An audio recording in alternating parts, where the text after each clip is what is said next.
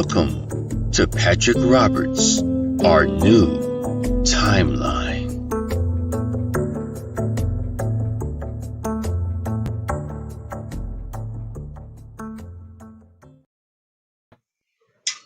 Hey everybody, how is everybody doing? I see Cammy is the first one in. Awesome. How you doing, Cam?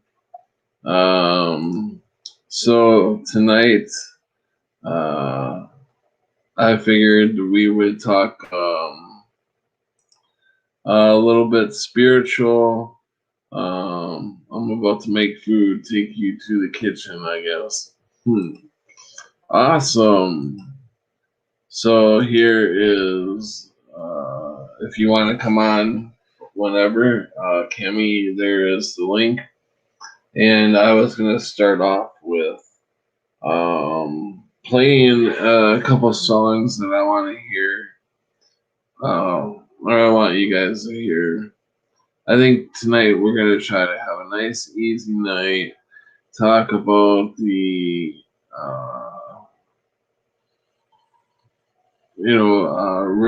religion. I don't know why I had lost the thought in my head just before I was about to say religion. I lost the thought in my head. What could that be? Well, we are being messed with all the time. And so, anyways, let's play this one song. And a couple songs. And if Cammy wants to come in, then we will go to talking, and I will go live. I'm already live, but I will show my face. But I think for the music, you don't need to see me. So here is the first one I really want y'all to hear. I'm going to play DJ for the night.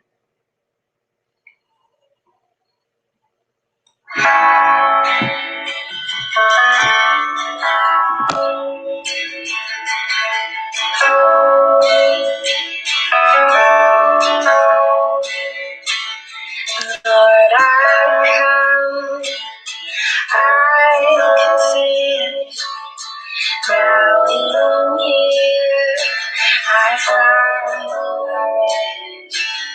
Without you, I fall apart. You're the one that guides my heart. Lord, I need you. Oh, I need you. Every hour I need you.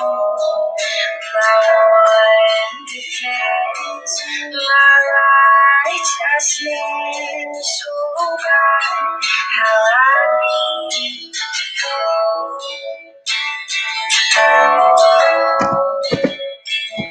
Surround me, your grace is more. Grace is found, is where you are. And where you are, Lord, I am free. Holiness is Christ in me. Yeah, Lord, I need you. Oh, I need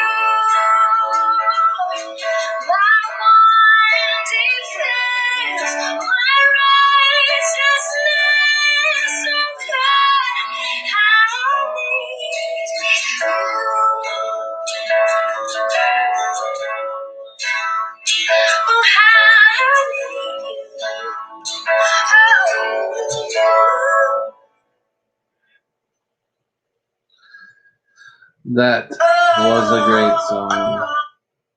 That was a great song. I really enjoyed that song. I don't know about you guys, but it really, really affects me. It makes my whole head tingle. Like, oh, it feels good. It feels good. I should bring that out when I'm in a ton of pain. That'd probably be a good song to listen to.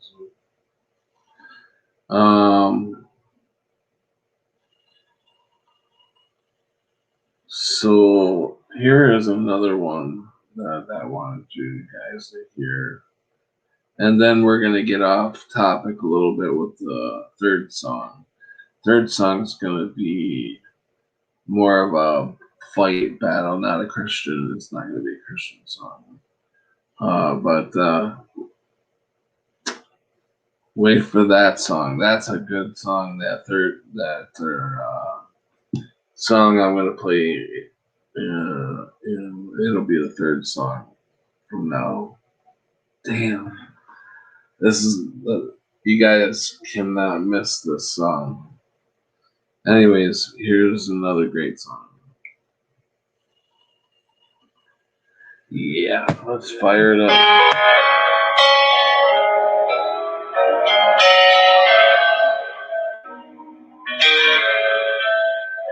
Bless the Lord, oh my soul, oh my soul. I worship His holy name. Sing like never before, oh my soul. I worship Your holy name. The sound comes up, it's a new day. It's time to sing the song again. Whatever may pass and whatever might before me. Let me be singing till the evening comes.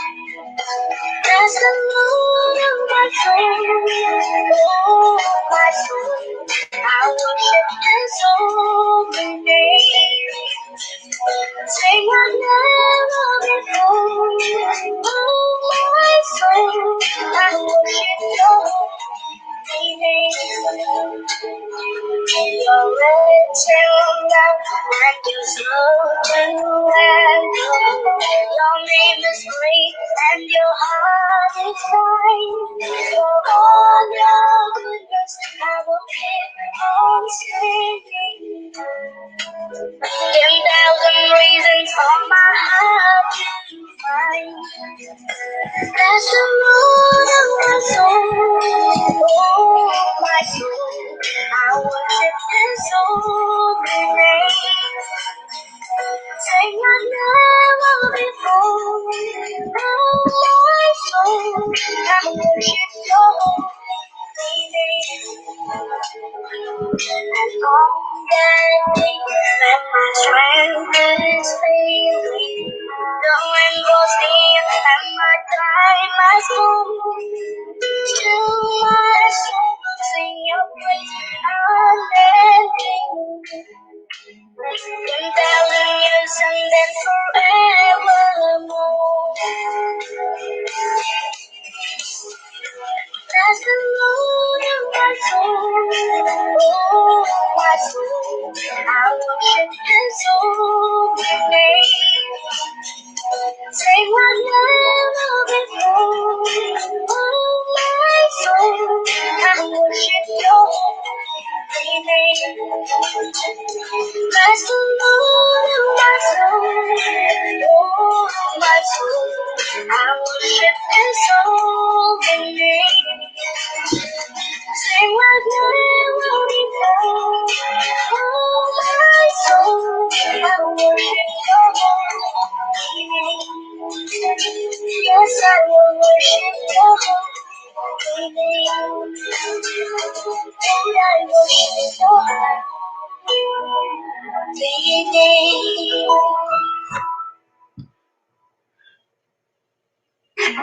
What did you guys think of that one? That was another great song.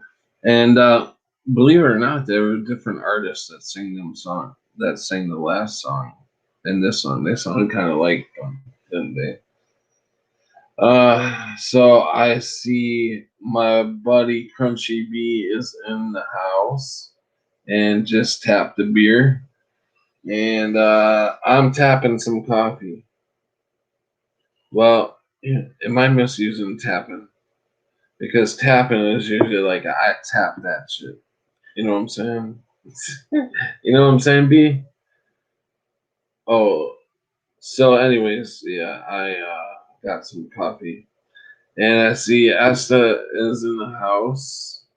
Welcome, Asta. Asta Glenn. Welcome.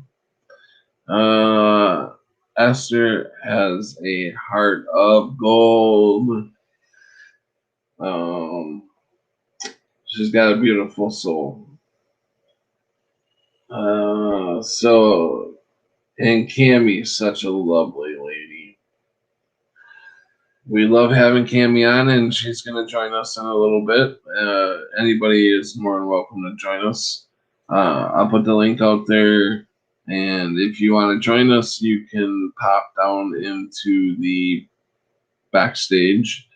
And I just got 2 more songs I'm going to play, and then I will start bringing people on. So here is the link, and I'm going to go for my 3rd song. Are you ready?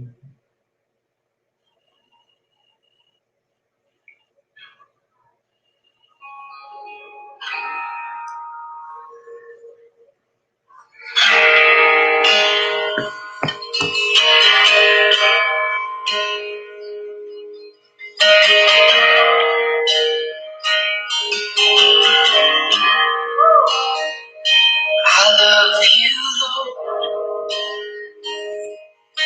Oh, your mercy never fails me. All my days I've been held in your hand. From the moment that I wake up until I lay my head, oh, I will sing of the goodness of God. 'Cause all my life you have been faithful. And all my life you have been so, so good. With every breath that I am able, I will sing of the goodness of God. I love your voice. You will let me through the fire and the darkest night. You were close like no other. I know you as a father. I know you as a friend. And now I've been in the goodness of God. Yeah. All my life you have been faithful. And all my life you have been so, so good. Every breath that I am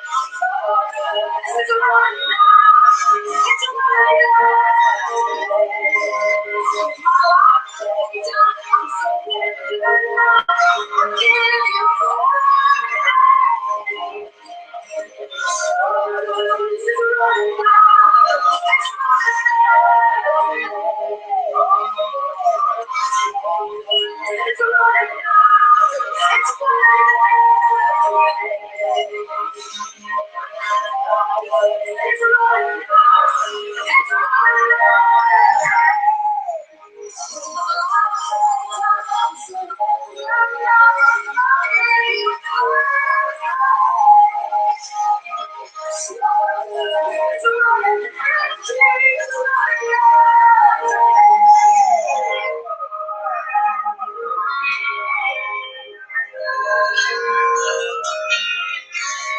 all my life you have been faithful. And all my life you have been so, so good.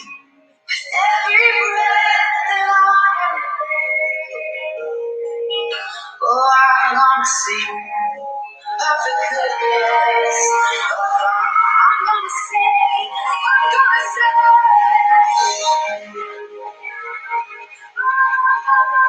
'Cause all my life you have been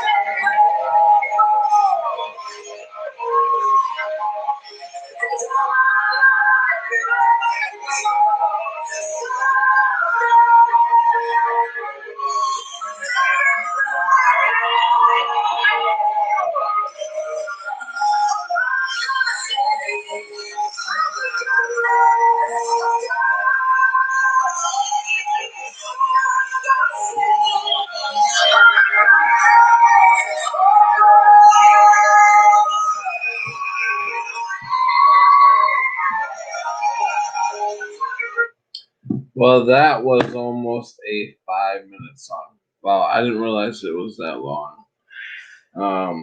And I see people checking out, checking back in, checking out, checking back in to see if that song's over with. Some people, I guess, don't like to hear it. Hey, Cammy, welcome. Welcome. Hey, Sharky, welcome. Hello. So, how's Cammy doing tonight? Not too bad. Just getting dinner on. Just getting dinner ready? Yeah, and I had kitty helpers for a little bit, but then they took off because, well, they're playing. I see the kitties, and now we have Sharky. Sharka Oh, my goodness. Hey, how y'all? Hey, Hey, how's Sharky. it going, Sharky? Good. Sorry about last night, man. By the time I'm usually going 3-4 hours. So by the time I got the stuff ready to go in the oven, you were exhausted, you know.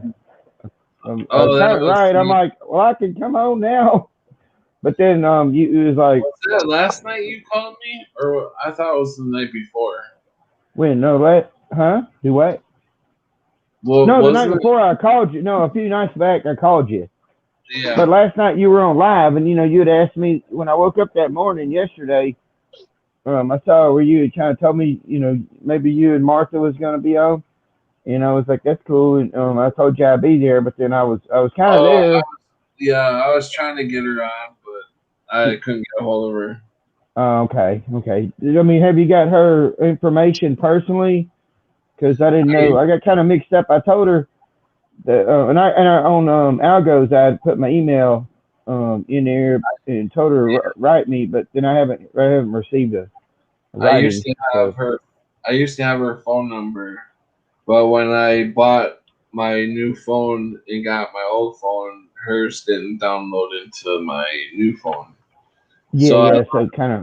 So I lost her number, but I do try to contact her on Facebook.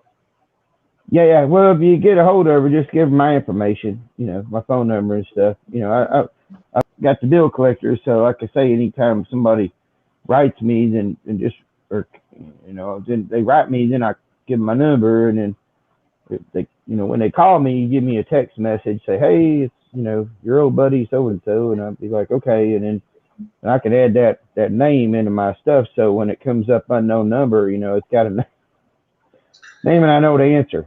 Mandela Mile is in the house. Welcome, hey, Mandela Mile. Huh? I said, hey, Mandela Mile. Let's show them Heidi. Yep, Mandela Mile. We've known her for a long time, haven't we? There's a kitty. This is Heidi. How long have we known Mandela Mile for? Since like 2017. Yeah, I've never talked to Mandela Mile. I don't know why I was thinking Mandela was a man. We talk to her all the time. Remember Robert's show? Robert Woods? Did I? I mean, Yeah, when wait, what? he was on Mandela Mile was in there all the time. Yeah, but I mean, I wasn't actually like on like this, right? Like, I don't ever remember like this talking to Robert. No. We weren't like that. We were in the chat. Oh, okay. Well, yeah. I mean, I know. Yeah, like the last 4 or 5 years. Jesus, probably 6 years. I mean, yeah. I don't know why, but I've never, got to. And I forget stuff too. So you got to always. We didn't do this. When the hell did we start doing this? Like getting on here and. Well, there was and Google Hangouts, and and that made it a lot easier when that shit worked. I don't know. I guess there's YouTube. I think you had to be high class to do the YouTube one until StreamYard came along, and then it was. And I don't know how to do StreamYard between a tablet and a phone. She said she talked to Mandela Miles says I talked to myself for years there. Laugh out loud. You know how you go into Robert Wood's channel and he doesn't talk. He barely talks to anybody, and he'll just drink and do his thing. At the beginning, when he first sits down, he'll talk to people, but that lasts for maybe a half hour or so, and then he starts doing this thing. Hey, W, welcome, buddy.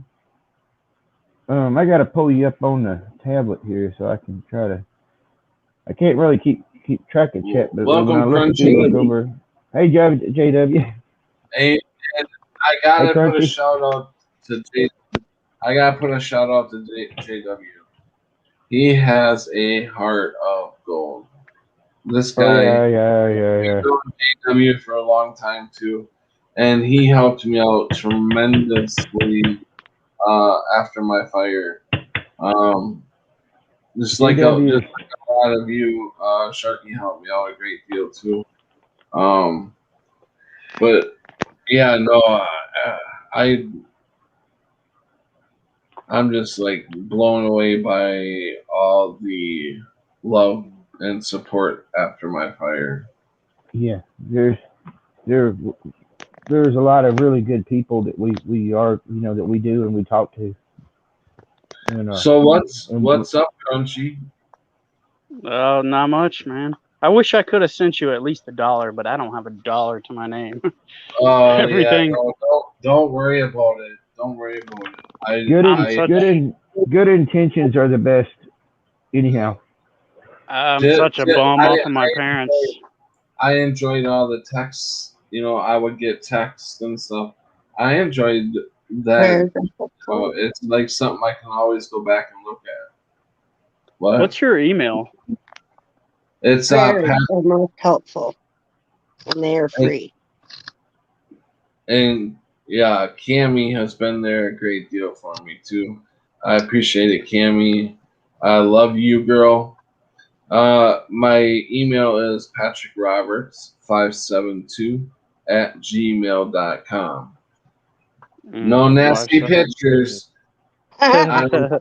No girls sending me any nasty photos. Go ahead, send them. Wink, wink. 572. I don't think I'll remember that. I'm gonna try to write it. I don't want no girls sending me any naked photos. Absolutely not. Man, I gotta get out there and start exercising again. I think I could pass if I just took one picture of one breast. I think I could shave the hair off. No, nobody wants hairy nipples, but Hey, I remember when you use the Twitter app and it would just take it off for you.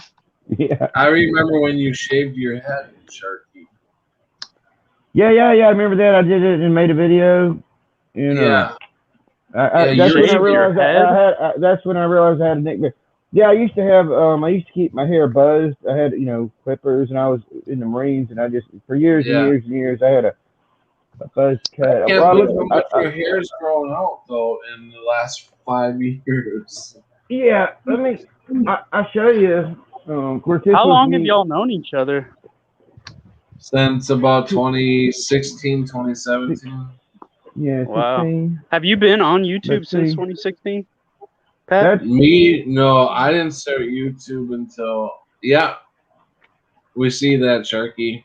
okay. Good That's me, looking. bare faced. Back when I got married. So that's minus 10 years. Yeah, you look Plus there. 10 plus. I was probably Man, 30 What were you? there. that looks like a different person. Oh yeah, totally different. Oh yeah. What did you Yeah, I ask look at me? this one and I'm like, man, you got a long way to go to get where I'm at. What did you ask me, Crunchy? I can't remember. I don't remember what I was saying either. Good old Sharkticon always butts out or butts in, and I can't get a word in otherwise. I'm sorry. And then when I do try to talk, I lose my thought. It's like, fuck it, go ahead, Sharky, talk because I can talk for all of that. Sorry. Yeah. What's that buzzer? I don't know. That I was heard that buzzer. a text I just got. My bad. Oh, sounds like you were playing with a little dill.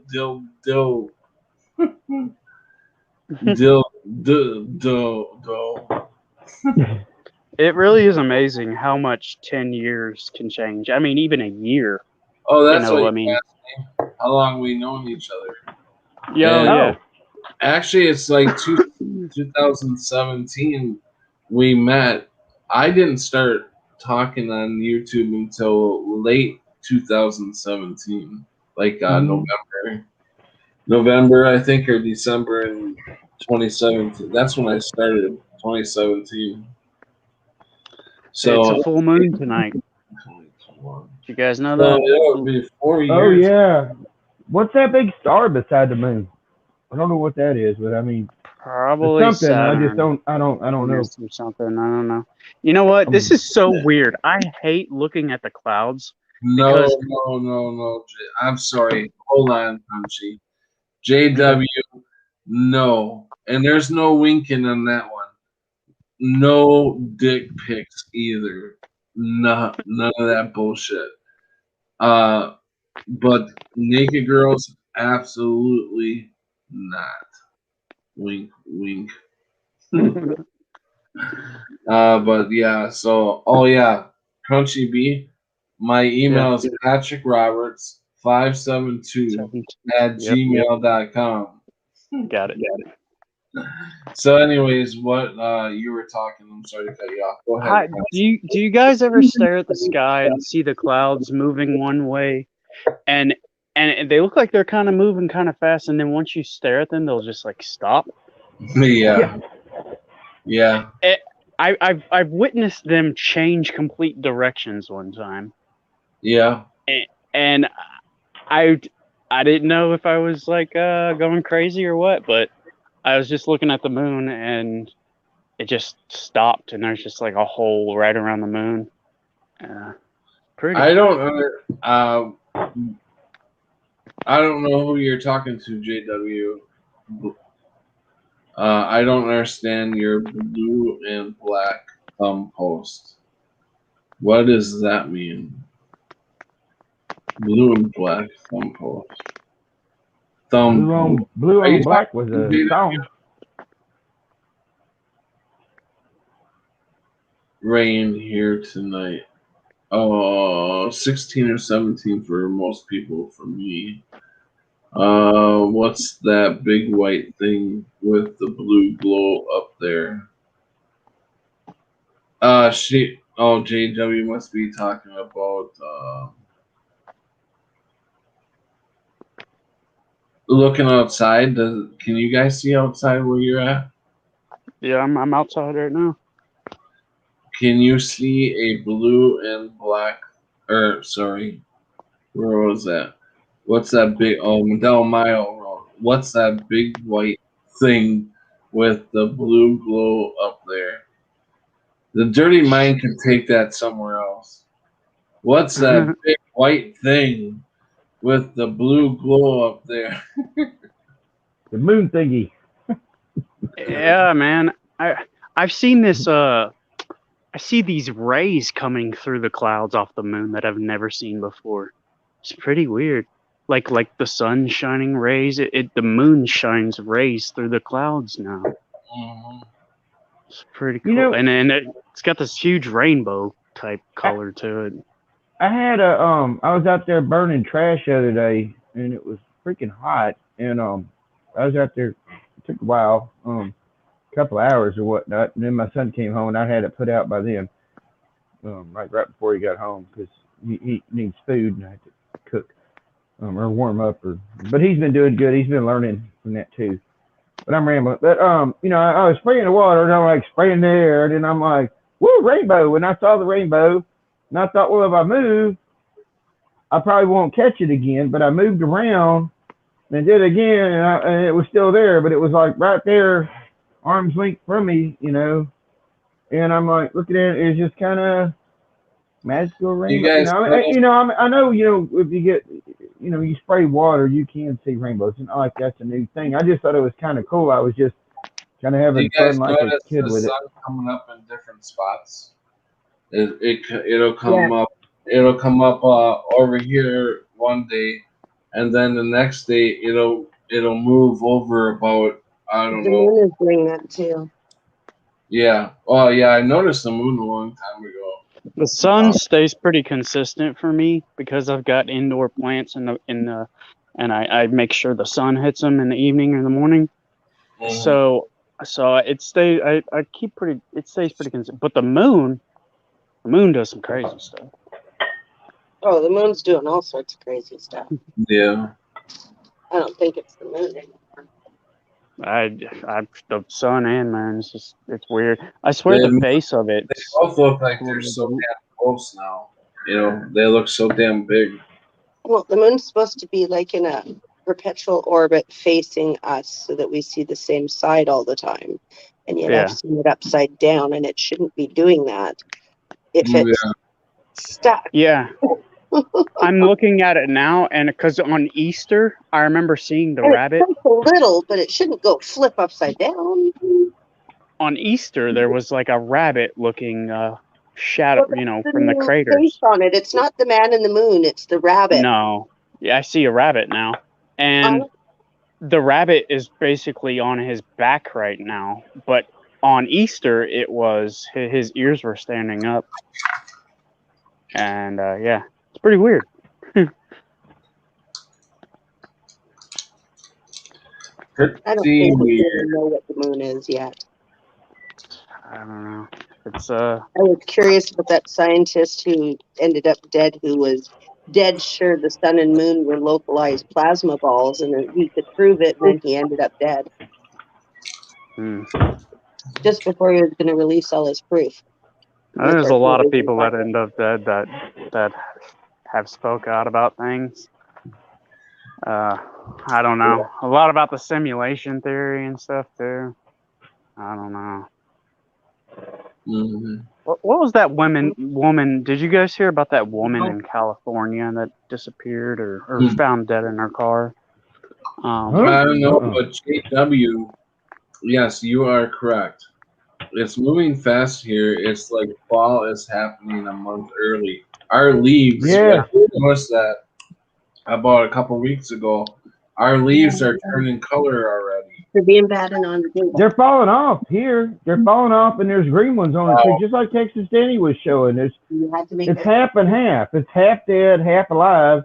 But you're not talking like a middle phase. It's like there are literally leaves on the ground, and leaves on the trees that are totally brown at the bottom. The bottom's dying, but the top is kind of okay, I guess. I So totally weird. agree. That is really weird. So I can definitely tell we're gonna have our early winter. I think our seasons are just getting mixed up. I think it's going to be because I remember in like December and January I was seeing ladybugs a couple of years ago. Yeah. Mm-hmm. Well, and I know one thing I think about is like I don't feel like I'm awake. I don't care what time of day it is until about 4 o'clock. And if I didn't drink the beer, I to try to keep the schedule. But if I didn't drink the beer, I would definitely, like I used to, be up all night. And then need to sleep through the day. But it's almost like I feel the times got so off that the daytime I feel like I'm supposed to be sleeping because I can't feel awake no matter how much coffee I get. And then nighttime I'm just like I'm ready to go. I've always had so much energy at night. I've made my best music at night. I don't know, and then in the daytime, I've like these past week, I've been my best loving at night. Yeah, this past week I've been staying awake till like about noon. I wake up, I don't know, 9, 10, 12 o'clock at night, and then I'll just stay up all night and then go to sleep at 12, 1 o'clock in the afternoon. And then, I mean, I don't think there's anything wrong with that, but once you get, luckily, I guess I don't work right now. So, but when you work, it's like you're forced to keep this schedule. So yeah. I wouldn't sleep. If I was on a day job, I'd get barely any sleep at night. Yeah. I used to be up all night long. And try to sleep at night. About 5 hours of sleep. Maybe. Some nights I wouldn't even go to sleep. I would have to go long enough to where I just dropped. Where I was like, my body can't go no more. I gotta have sleep. Bam. I can finally sleep. What, Crunchy? Oh, I was just saying like maybe like 4 or 5 hours of sleep a night is what I used to get. And I'd function, but now I'm good. I when I don't have any time alarm clock waking me up, it's 8. I can sleep 10 hours straight. I like it. I dream a lot. I love my dreams because I don't feel any pain, but it's like I know it's an illusion, but I don't know it's an illusion when I'm in it, right? All the people you talk to in your dreams, you don't realize that they're you, right? So oh my God, JW, you're so right. I have been doing the same thing. I thought I was sinking back into depression. JW said for the last month, all I've been doing is sleep. Me too. I'm like, am I depressed? I'm like, no, I'm not depressed. So, but I did feel like I was sinking back into it because I was sleeping so much. I'm like, this isn't right. I gotta get up. I gotta do something. Can you guys? Oh, go ahead, Shark. Well, I was going to ask, on the dream thing, dreams to me are some sort of a different spot, just like this. I think I keep coming back. This one I think is hijacked, but so when I leave and I sleep, but in a lot of my dreams, I'm doing the most mundane things. I'm working. I'm still the most confused and goopy guy. Mixing up stuff. I had this dream today. It was all I slept today, and I was at a spot and out at the lodge, but everything was a bit different. It was bigger, didn't look nothing like, but there was people there I worked with. But then I was, by myself, and then they had changed things around. And I ended up, by the time the dream was over, I'd end up hitting the wrong button on something, and it called the fire department, and I'm stressing out about that. And then they get there, and and they're like, well, all these doors shut around me, and I'm trying to. Didn't know how to lock them, but then they get there and I'm like, oh hell, and I gotta pull them open so they can get in there. And we gotta look around. That kind of crap. It's like normal mundane, goopy, something stupid that would happen. And I'm like, I wake up out of the dream. I'm like, that was too damn detailed. I even saw like my kid was small, and I brought my kid up there, my son, to work with me, and there was a little baby chair there, that I'd kind of put under a thing. It was just way too detailed and way too goofy and stupid. but so much like real life, Yeah. And I'm like, do y'all have dreams like that? Because I'm getting tired of going to work when I go to sleep. We did. I had a dream that I actually repeated the next day in real life. Yes. Which was kind of interesting. There you I go. I've heard of that salted before. peppers at work, and a customer came and Hey. asked me a stupid question. And the next day, I was stocking peppers at work, and that customer came in and asked me a stupid question. And I was like, I just dreamed this. Hey, Do you what? think that's what where num- deja vu comes from? Yes. I think so What? too. Have you guys been seeing any numbers a lot? I've been seeing 111s and My six. Yeah. entire That's when I woke up today. I woke up and I thought it was about 9, and I looked at the phone clock and it said 111. I'm a cashier. I don't stop seeing them. For the last 25 years, I've done nothing but see repetitive numbers Yeah, all day, every day. it's getting ridiculous though. It's like now it's like everywhere I look, it 66 pops up all the time, and I'm like, I'm feeling really bad because this number keeps popping up. It's not 666. The threes and the only- 6 and the 9 It's everywhere. only I see 666, 333, 33, 999 everywhere. I mean 999 especially is like. Have you guys seen the movie The Nines? No, I wanted to. I've never saw Check it. that out. Check it out. Oh. Quantum of Conscience mentioned it, and then Mhm. led me Yeah, to Matt. watch it. Yeah. Yeah. All I And, know is that 3, 6, and 9 is what Nikola Tesla got free Yeah, energy out of. Was Yeah. the we Mhm. use the even, and there's all this energy we're not using, and he harnessed into that, and that's what he had his free energy out of. He loved 3s, 6s, and 9s. Yeah, I mean, there's something to numbers for sure. And 666, by the way, is I don't necessarily think it's the devil, because it's the representation of the beast. And by every time I see the beast referenced in the Bible, they're talking about man. So they're Well, talking man about, we've all, men and women, we are I all. don't know why everybody's scared whew. of 666 if that's representing man. But the weird Yeah. part about it is I don't see 666.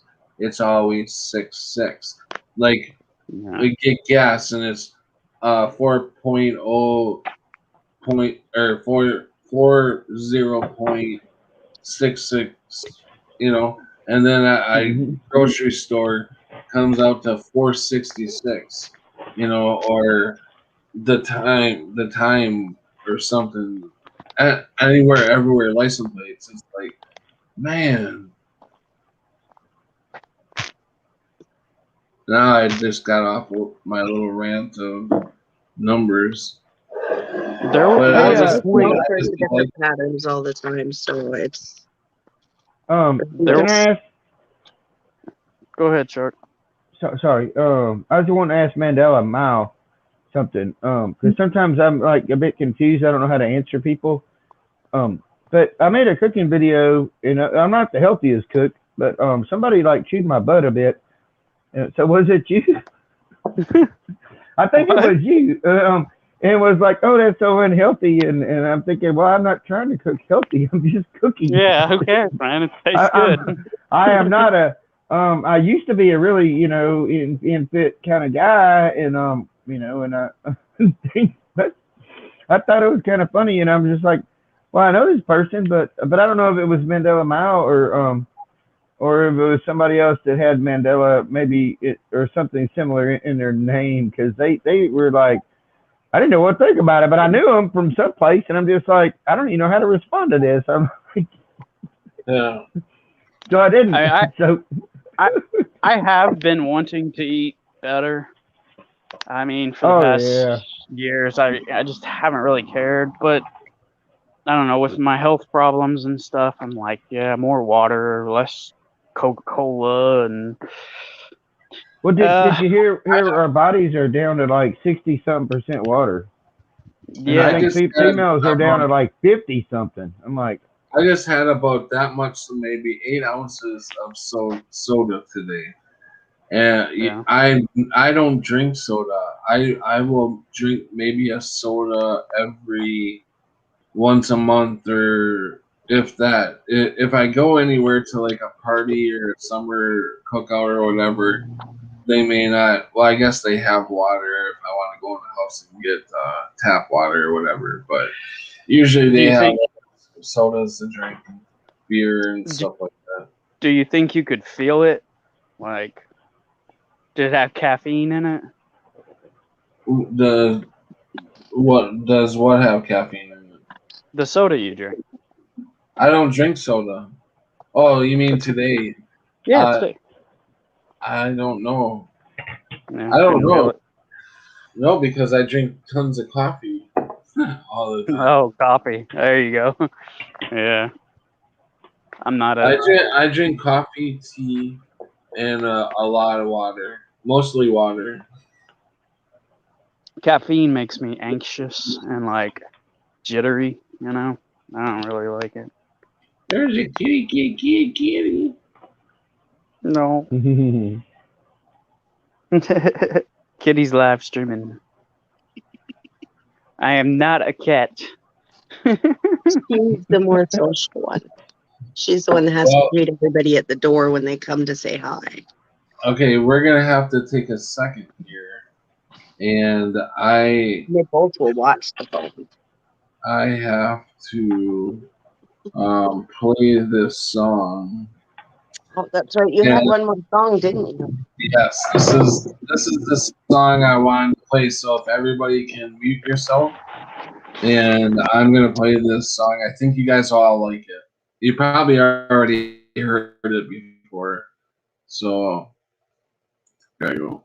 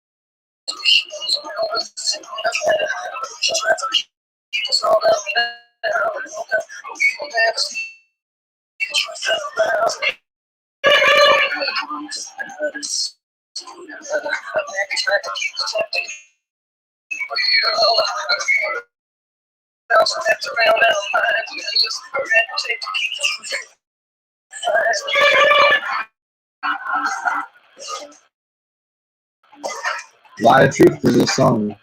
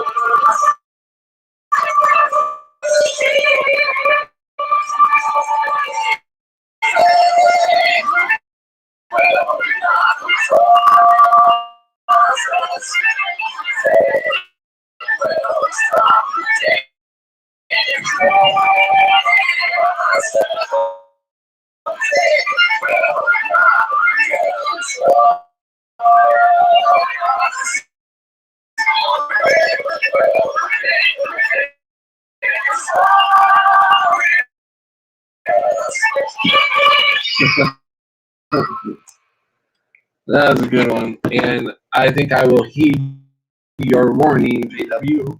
No more songs, Patty said. I think you may be right. How does self Getting in and out do with with that. playing? God. That was hard to sit through.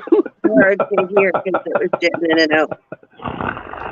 Oh, Jesus. What happened? Yours- I think all I heard was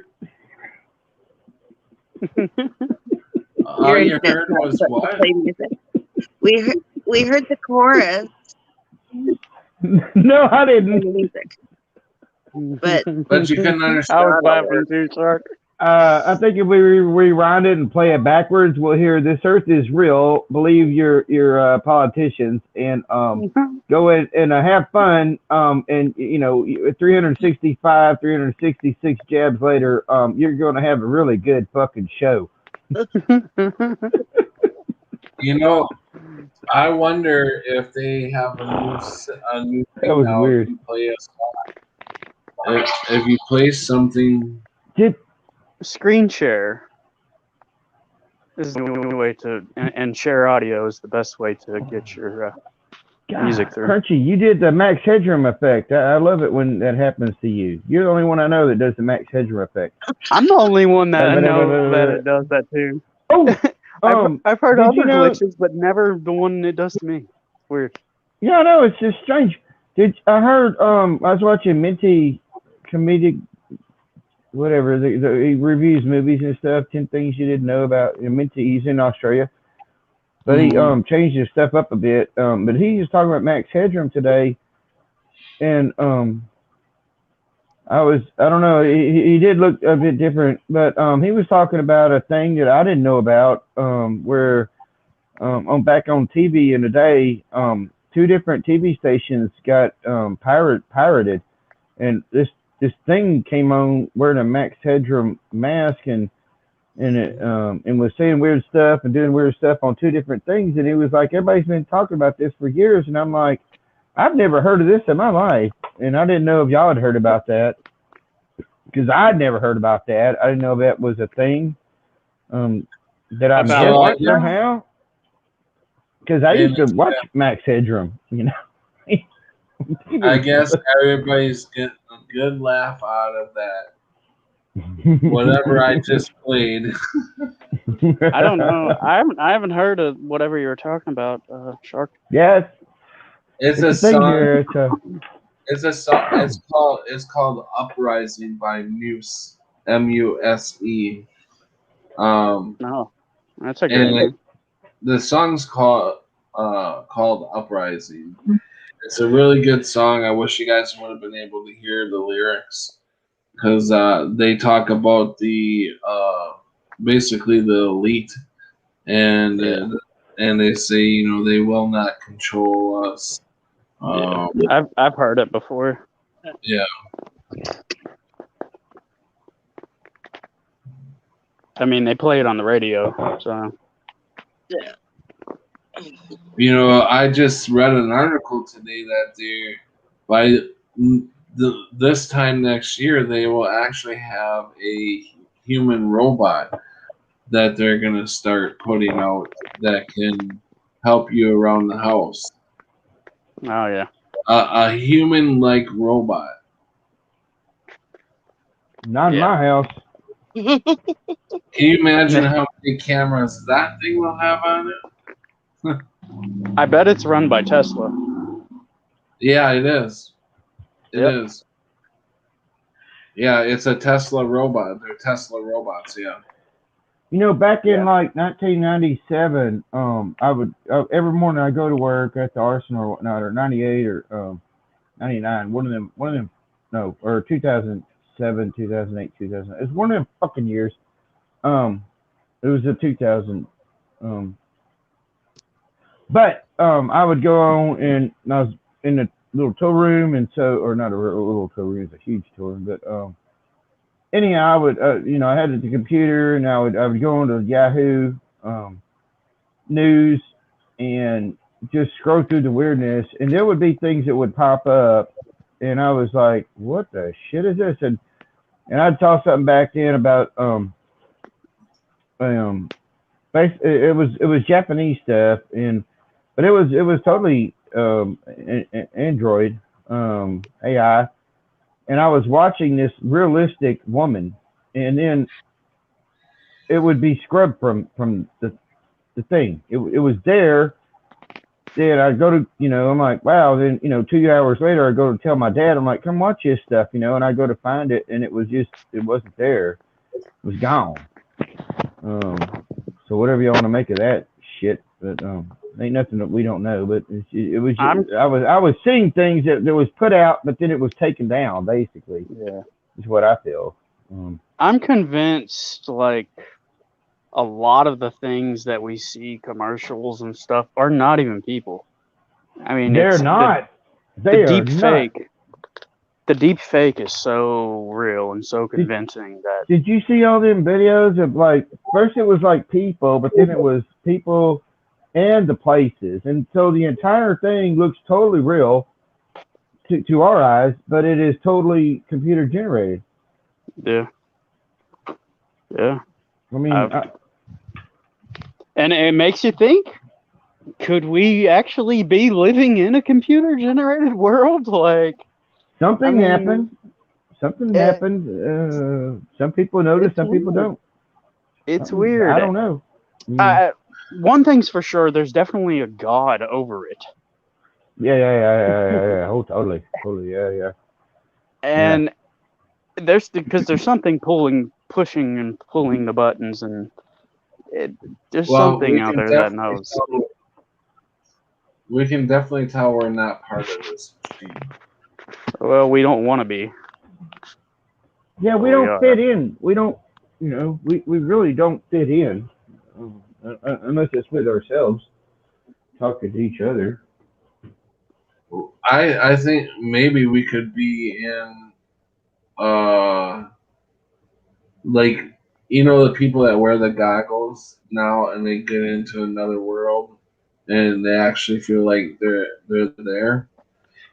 So reality. maybe we, what? Virtual reality.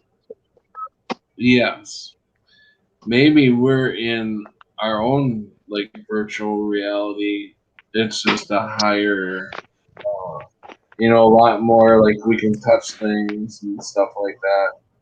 So what if we're in our own virtual reality and we're trying to get out? We have to figure the way out. Well, I would like to get out of the. I figured out how to get out of here. And we all know through our whole lives, like, I know I did, I felt I didn't belong here. I didn't belong in the family I was in, and I just didn't belong all my life. I moved around so much, just trying to find a place I felt comfortable. I never felt comfortable anywhere. Because it's not our home. Pat, you just said you figured out how to get out of here. Yeah. Okay, well, share. What, death? That's the only way. That's not. You have to figure out your own ways. Oh, that's what shit. I was trying to say. Oh, okay, Pat. Damn it. Everybody says that. I've met several people that'll be like, "Oh, I know the secret," but I'm not going to share it with you. It's your own thing. I do. I'm just kidding. I do know the way out, and you can get out of here too, with the same way as me. All right. I'm going to tell you right now. Patty's talking about the only Jesus. way to get out of here. Yes, the only way to get out of here is through Jesus Christ. Accept Him into your heart, and know that He is God. He is our King. So that is the way to get out of here. But you have to die first, right? No. I mean, no. Well, you accept Jesus Christ, which I know. I felt Him. I felt His Holy Spirit. I know Yeah. I'm sure that it's real. But but I'm still here and I'm still in pain. I still Oh witnessed yeah, all I this know. Yeah, tragedy going. So I me mean, too. I And had this guy walk up to this me is, once, and I think. go ahead.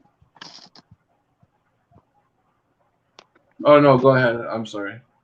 Oh, I was just gonna say I had this guy walk up to me once and asked me if I was saved, and I said, you know, I'm trying, and he said, don't try, you already are, and that just sticks with me because it was after, like years after, that I had felt his presence, and I'll never forget that. It was the most comforting thing that I've ever felt. But I've done so much. I got caught up in the world again, and I've hurt myself and others. I just I don't know if the once saved always saved thing is because it seems like I'd be in a better timeline. It seems like wouldn't Earth transform into heaven Well, or something when it seems like we've it's messed transforming into up. hell? We've messed up in our past. We messed up in the last lives that we lived. We never got to find Jesus, and I think that we are given a second chance. That's I truly, because this is not a place where I want to be, where I want to spend eternity. No. Um, and we may have had to come here to learn these lessons, of what pain is all about. Different feelings that we as humans feel. We have to learn that because we may be we may be some sort of angels that are going to be working with people down the road, and we got to know how, because we're not going to be able to feel. We're going to feel so good. We're always going to feel good, so we're not going to be able to feel the pain anymore. So we have to remember what that's like, you know, Mm, and so we can have sympathy for the people who are going through it at that moment. mm, yeah. That's yeah, black wing gray tips. That's just It doesn't mean you're not a white wing, but you're the white wing that had to fall or followed, I think, to fall and experience all these years to understand basically and go through so much horrific that that you will learn to burn your hand on the stove, basically. If you don't never, if you I can tell cook all the time, but you don't know not, and I do it all the time. Don't grab that hot ass fucking iron skillet after you done set it up there, and not to grab it, but you still do it.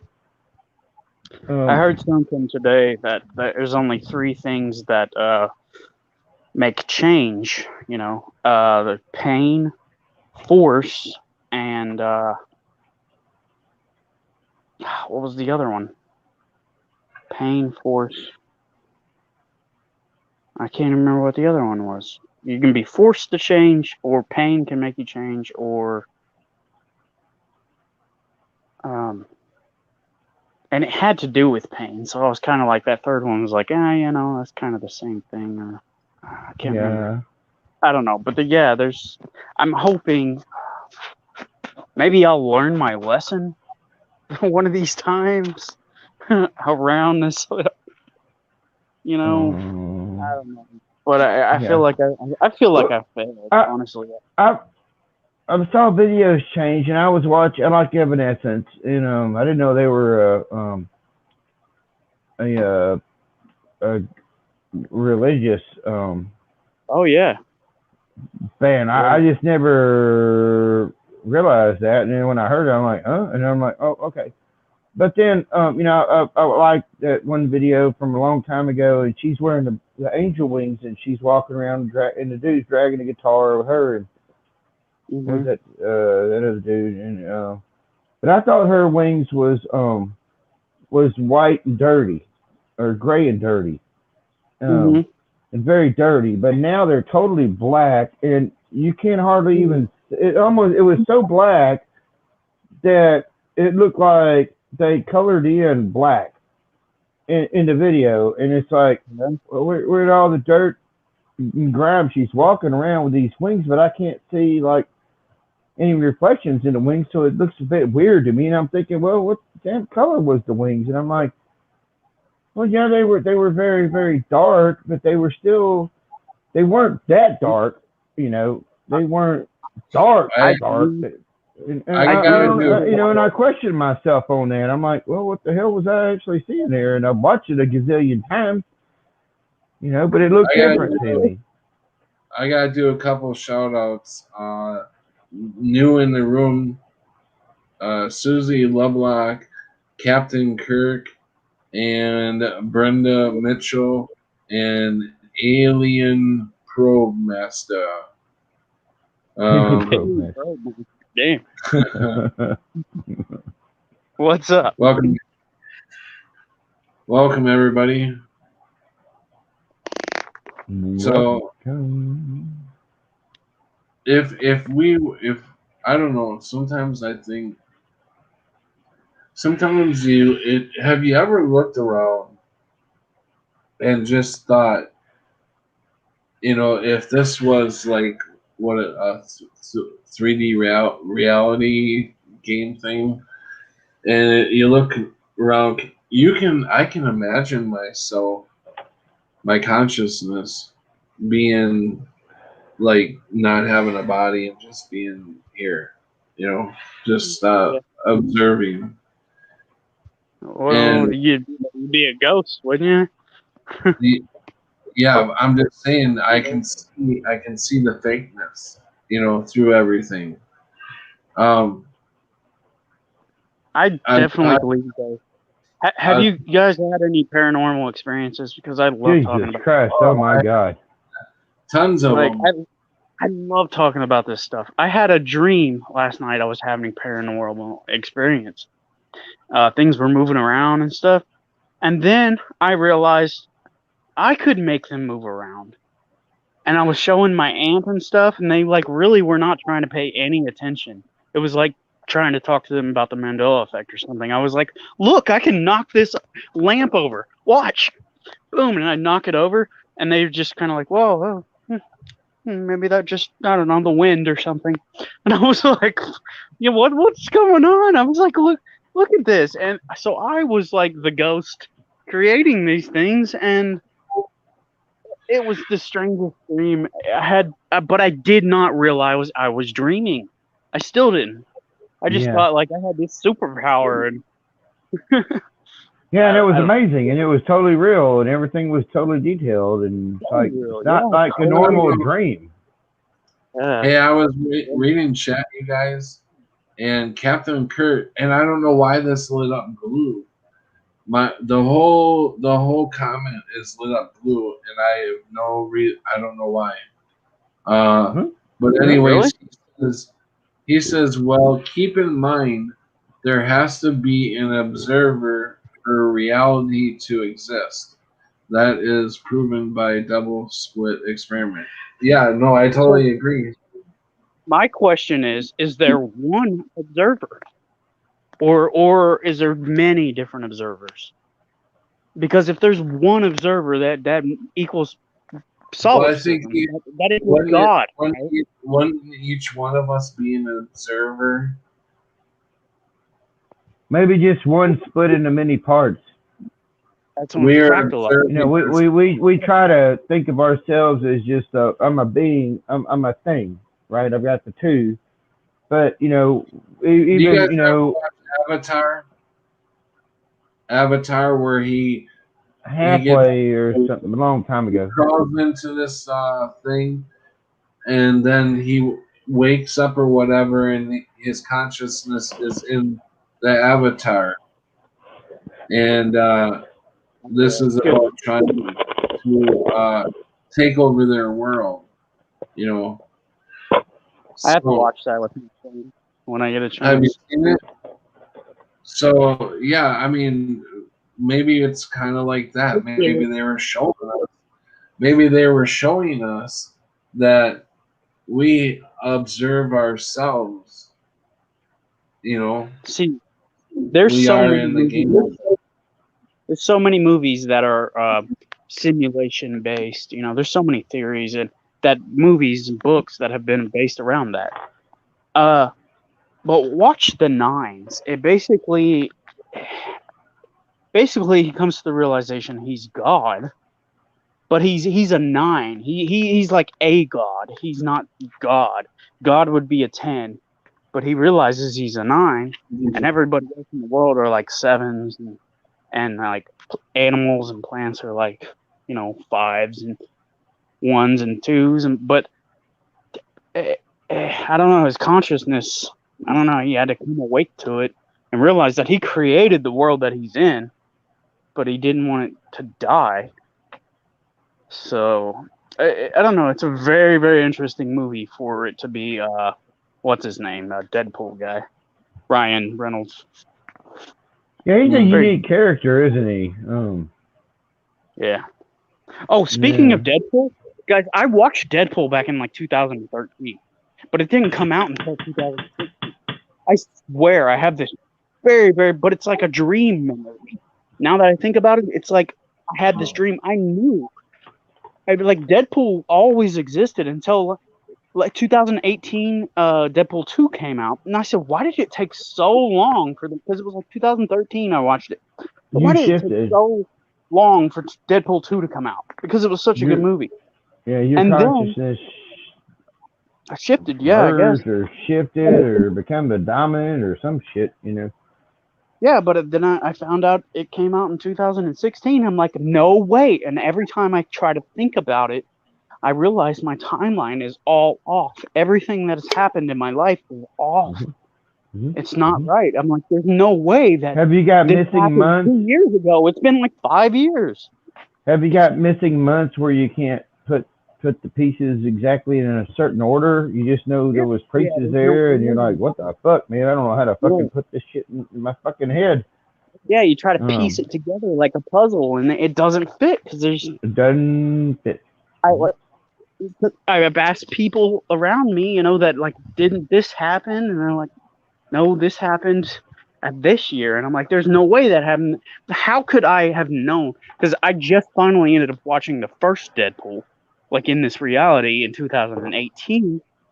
And when I watched it, I remembered like everything. I remember him talking about like all these little funny jokes and stuff. And I remembered who, when it came out, how do I remember or know who was in the movie? How did I know Ryan Reynolds? I never even watched never read the comic books or anything. So yeah. So how could I have known about this movie before it came out? It doesn't make sense. And there's nobody to talk to about it because they'll just like shrug their shoulders and say, I don't care, you know. And there's nobody because it's very personal experience. Everybody, I guess, has their own reality bubble. But yeah, not many people can relate to what I just said. That's a personal Mandela effect. No, I totally understand what the hell you're talking about, but not a lot of people will. I mean, other than the ones on here and listening, and you know, and some others, you know, that going through this shit. I love the personal Mandela effects because I'm like, yeah, I totally believe you. You know, that's cool. Yeah, that shit fucks me up. It does. I'm still trying to understand how my fucking staff sergeant in boot camp, that was my Marine Corps drill instructor, the first one, Madrano, you know, he had to leave because he got like a third DWI or something. And the next thing you know, of course, we don't know till they come in, and they set us all down, you know, and they told us, you know, well, this guy's not going to be back. You know, some guy that's been instructing you, like the senior, and they said he got like a third DWI, and like, here you go, and here comes this crazy motherfucker that, you know, called me a fucking squirrel and shit, because I had this, my hair went in a loop, like in a loop, you know, I had a cow's tongue. That was your shark. and I had a little circle on the cowlick. Thank you. Yeah, cowlick. Thank you. I got Yeah, a yeah, cowlick. And I have a then, you couple of know, and this guy was a total nutter. And Jesus Christ, man, what a fucking experience. But he was a damn staff sergeant. But I look at my pictures here, he's a sergeant. I'm like, Well, what are you doing? that's some bored in stuff. I ain't gonna forget that kind of crap. It was nothing I would not forget. No. But here, the stuff I've got shows different. So, I mean, what do I do with that? I don't fucking know. I mean, it is it's not my it's not mine.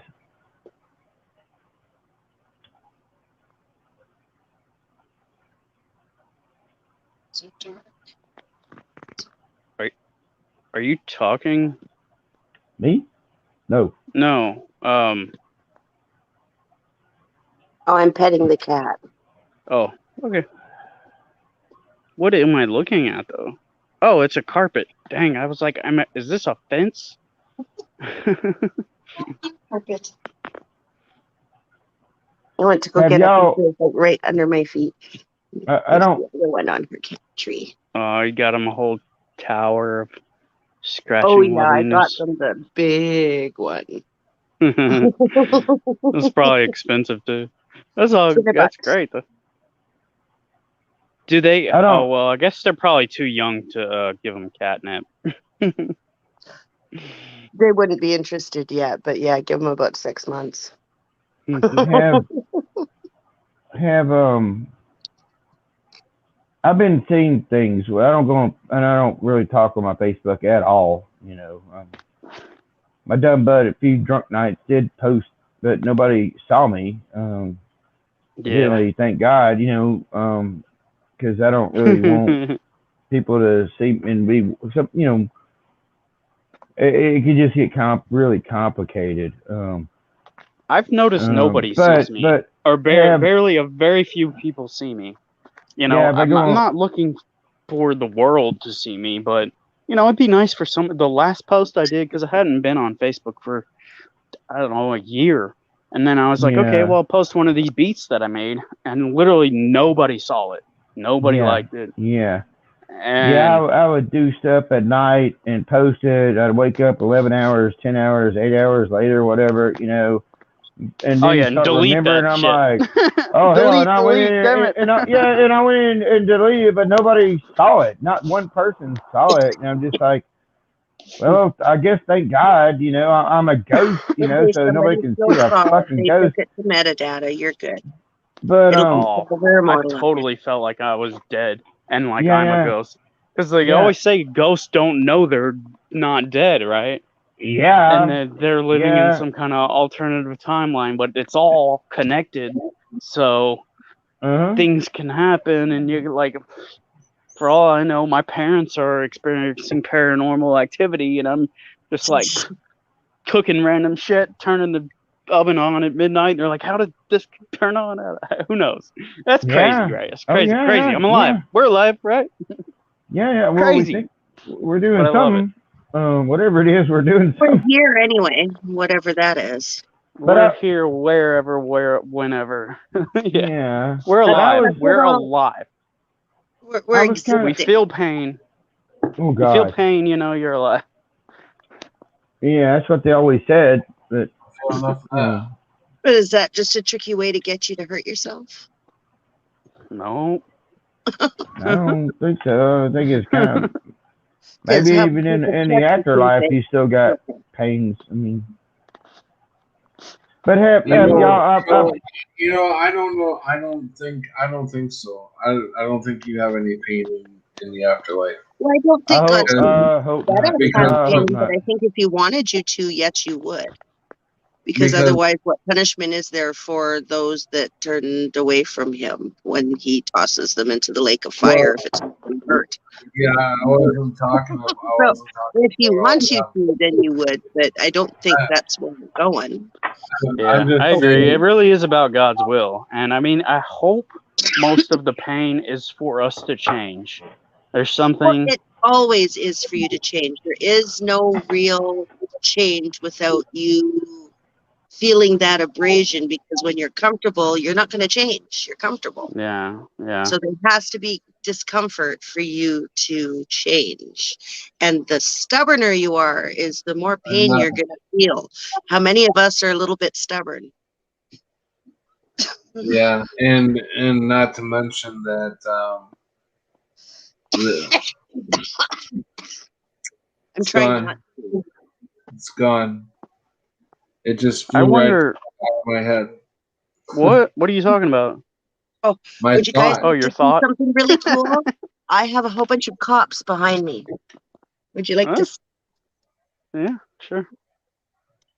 You see the road back What's there? going on? Go check it out. Go ask them what the hell they think they're doing. No, I got in no. trouble that way one time. I was Oh, like, I no, watched I know a exactly what guy they're doing. rob a store one time, What and are you recording this for? I know what they're doing. yeah, I watched a guy Battery is rob notorious this. troublemakers. This was before I even had a cell phone with camera and all that. Like, I watched this guy rob a store at gunpoint, and I was drunk as a skunk. But I thought, hey, you know, I'm gonna be the great citizen and talk to the guy about what Oh he my looked like. God. And so I go and talk to the cops, and they're like, well, you're drunk as fuck. You're going to jail. I'm like, well, Oh, God. thanks for. I was just being a good citizen. If Yeah, I would have just not yeah. talked to you, Mhm. you know, we were like, well, we're Yeah. not going to catch But that the doesn't criminal, so necessarily mean anything. you're a If criminal. they can catch you Yeah, for they're just doing trying to- something, they get paid for it. I So was make trying to buy sure some you're chips. above board may- for it. You want me to tell you a funny story, Crunchy? Yeah. I worked out, you know, at well, the Arsenal. But so it's a you know, whatnot. It was fucking weird. I didn't understand none of the fucking shit going on out there. But it does this thing. It's a military thing. But it was the most weirdest fucking job I've ever had. And so, you know, I was running late one day, and I knew how these people work, and they would, you know, we would work 10-hour days, 5 days a week, and then overtime for 2 days. And nothing's really getting done. It was just the most bizarrest of a joke you've ever seen. And so I'm running late one morning, and I was loaned out to another shop, right? Because you have electricians, you have. I was in a, you know, tow room. I got hurt. What you know? It was just I don't know where I was at that point, but I was loaned out to another shop, which would happen. And so, you know, I'm calling into this Goopus, you know, and that you know, I would go in his office. You know, you sit down with these people, and you know, you're all kind of friends and stuff. So I'm like, well, these people don't ever get out of the office. You know, you're supposed to be there by 6:30. They don't even leave till 7:10, right? And so I'm running late, and I'm like, these people love to eat. And so at about 6:45, you know, I'm like, I'm already 15 minutes late, and I'm like, you know, I'm like, hey, Kevin, man, I was just coming in. I figured y'all all might want some donuts, so I was going to bring in a bunch of donuts. Don't tell your people not to leave. I've got 4 big boxes of donuts I'm getting here in Sheridan, and I'll be there in 20 minutes. And You're you know, making me hungry. nobody left. I got there. I wasn't counted late at all because I brought in 4 big boxes of donuts. And everybody ate and then took a nap. And then at 9 o'clock, everybody went out and went to work, which is hardly work. But like, this place is stupid. It is so stupid that you can really, you know, change your outcome in some certain situations. You know, I can like. I literally, you know, I was late and I saw the donut shop and I'm like, hey, I'm going to make this work. And I did. And it worked. And everybody was happy. And You know, hell, even sometimes they tell me, you know, hey, man, if you can stop bringing some more donuts. All right. So what the fuck, man? That makes no sense. You know, I can't do that at Burger King. Like, you know, hey, I'm gonna bring in some Taco Bell. Yeah, but a government job? Oh hell yeah. It works there. You know, it's just like what the fuck, man. But that was Army shit. You know, and Army, not being in Army, but being just fucking a doofus. You know, and Marine Corps was totally fucked. Totally fucked. But even that was stupid too. There's a lot of stupid stuff that would happen in that too. Oh yeah, I hear there's a big difference between Army and Marine. Oh my God. Big difference. Yeah, I knew I was gonna be brainwashed. I'm still not right, but I at least I can see shit. But I saw shit a long time ago. They took my DNA. They were putting Marines into the fucking brig for not giving up their DNA. I told my friend Kevin, I'm like, they're taking our fucking DNA. And years later, I talked to him, and he remembered me fucking telling him that. And I've got a video, you know, showing a guy in California, and there's my friend Kevin looking like his 22-year-old ass, 20-year-old, or not 20-year-old, but say 21, 22-ish ass. And this dude didn't look like nobody else. He kind of looked a bit like Axl Rose in a way. You know, he didn't exactly, but back when he was young, you know. So this guy was a weird, and looked like a bit like Axl Rose and that other movie star. He looked a lot like that other movie star. Some kind of wonderful, you know, the dude holds the stereo over his head. John Cusack. Yeah. He looked a fuckload like John Cusack, and also a bit like Axl Rose in some sort of a weird way. And so, you know, but it's like there he is. And you see how bad John Cusack is aging? I haven't saw him in a while. You should see. He's looking really bad. I don't know. Didn't he get? I don't know. I remember there was a thing about him years ago. And he hasn't been in any movies. So I'm wondering if he's, I don't know. Yeah, I can't remember what. He's been in movies. He just released one not too long ago. Really? Oh, did he? Yeah, he was in, do you remember? Well, maybe that was a while ago. What was it called? Paperclip or something like that? Where he played a murderer? Yeah. I'm not sure. What was that big movie, Beautiful Mind or whatever like that? That was kind of sick movie, wasn't it? I don't know. I didn't see that one.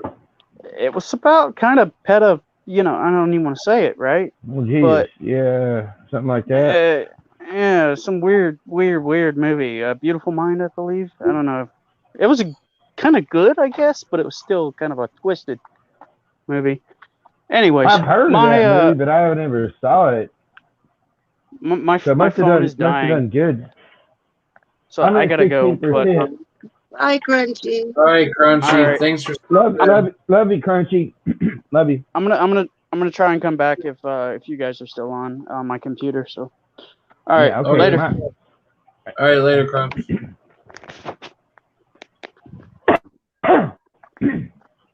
my phone's down to 16. How big of a boy are you? My phone's down to 16%, so you know how it goes. It's plugged in. It just, I don't know why. What is this? About a four-year-old phone. So battery, I don't know. Whoops. It's 4 years old, so who knows? It is damn sure plugged in and usually does good, but every time I try to do this way, it doesn't hold a charge. It holds a decent charge. At least it goes a few hours maybe, but it goes out. Well, I'm still at 60-something%, but I cheated and was charging every time I went to the kitchen. Oh. And I have a new phone, so it has one of those quick I'm chargers. at 65%. And that's 65% says I still got 3 hours left on my laptop. I think that's plenty of time. Because we won't be on in 3 hours. Kind of curious what's going Is on that- in their buggers. They're having an intervention of some sort. Was worthy of 2 cop cars. That's only what you remember, Alien ProMaster, after I neutralized you after the 3rd time. Oh, I know what I was gonna. What? I know what I was trying to get to ask, but I didn't ever. My brain. But I've been going on my Facebook. I don't talk on there. I just kind of go on there every once or anymore over the last year. Once a I didn't know week. you had- Oh yeah. I used to be, a dumbass. I was all, whatever, before Mandela Effect. But after kind of that, somewhere along the way, everybody's talking about food, and I kind of lost track for some years, and then. But you go back. I go on there and I watch, and I didn't know if I've saw friends that were a grade below me, a few grades above me. I've been seeing people having health problems. I've been seeing people that I don't know dying and having health problems in all aspects. So I didn't know. It seems like it is. We're here. It's starting to ramp up, and these are just normal people. I mean, a friend of mine that I went to school. I knew her since I was in 3rd grade. She's going to my papa's house. Her and her. What do you mean? Friend. I'm seeing it happen. Is what I'm trying to say. I'm seeing What it do you think is happen. What do you think is happening? Well, like my friend from, she was a stepper or whatnot, but I knew her in different grades, grade school from 3rd grade up, and she's got some daughters and stuff. And one of her daughters now, I saw on there, and it was like they got something, and they had to go to the hospital. They finally got her in the hospital, and they had to give her antibiotics. But but this is the kicker. I'm like reading these comments and stuff, and then it goes back on there and it says, well, it's going to take the 16 weeks or something for the antibiotics to get out, or 8 weeks, whatever. I'm probably getting that fucked up. But the kicker was, then they can get the booster. Talking about the daughter, and I'm just like, oh my God, all right, so and every comment under there, there is no one questioning anything. It's all get well soon, God be with you, Right. that kind of stuff. There is. But if you put down a comment that questions something, it gets removed. Exactly, and so these people are that's all they're getting. They are. But these are people I went to school with, so you think but that's the way it is. You would think everybody in my family I told, put it up and my phone. they have done it, and at least my Uncle Tommy, I've been talking to him, but he has gotten it too, and he listens to me. Some Mandela affected people fall for this. I saw the fear got a lot of people. Yes. Yeah. Fear is the most effective weapon. You remember when I was a kid, my mother would always tell me, if your friends jump off the bridge, don't jump off the bridge. Right. You don't have to jump off that bridge. But there is no message like that here. It's just like lemurs or something. What is it, lemurs? I've always taught my daughter to not be a follower. And if you see a bunch of people going one way, you go the other way. Yeah, look, at least look the other direction. You know, Yeah. Jesus. Seems like you're missing Yeah. out. So I mean, what? Make an educated choice at least. Look down both paths and see if you really want to go. Right. Yeah, and you know, my son, you know, of course, I've raised him, you know, the wife and all that stuff. And you know, I got custody and whatnot. But I used to tell him all the time, every time he get out of the car to go to school, you know, I'd say, you know, I love you, son. I'm proud of you, and question everything. My eyes are really hurting tonight. I don't know why. Oh, throw some water in them. Mine do that a lot. They feel like they're really strained. You know. Oh, yeah. Maybe it's something to do with the moon or whatever's going up above us. The blue screen filter. The what? The blue screen filter. That'll screen out the blue light from your phone and it'll stop hurting your eyes. They have that feature That's on- on phones and screens on computers, and if you have a newer one, then it should be in there. yeah, Be I'm like on a my blue light filter. that has that laptop. I'm sorry. So I Does it saw a have- comment from. I looked down and saw a comment from Susie, and she says, "If I shut my eyes and listen to Sharky, he sounds like Woody from Toy Story in the after years." And I was just like, I've never heard that before in my life. I was just like, that's laughing. Thank you.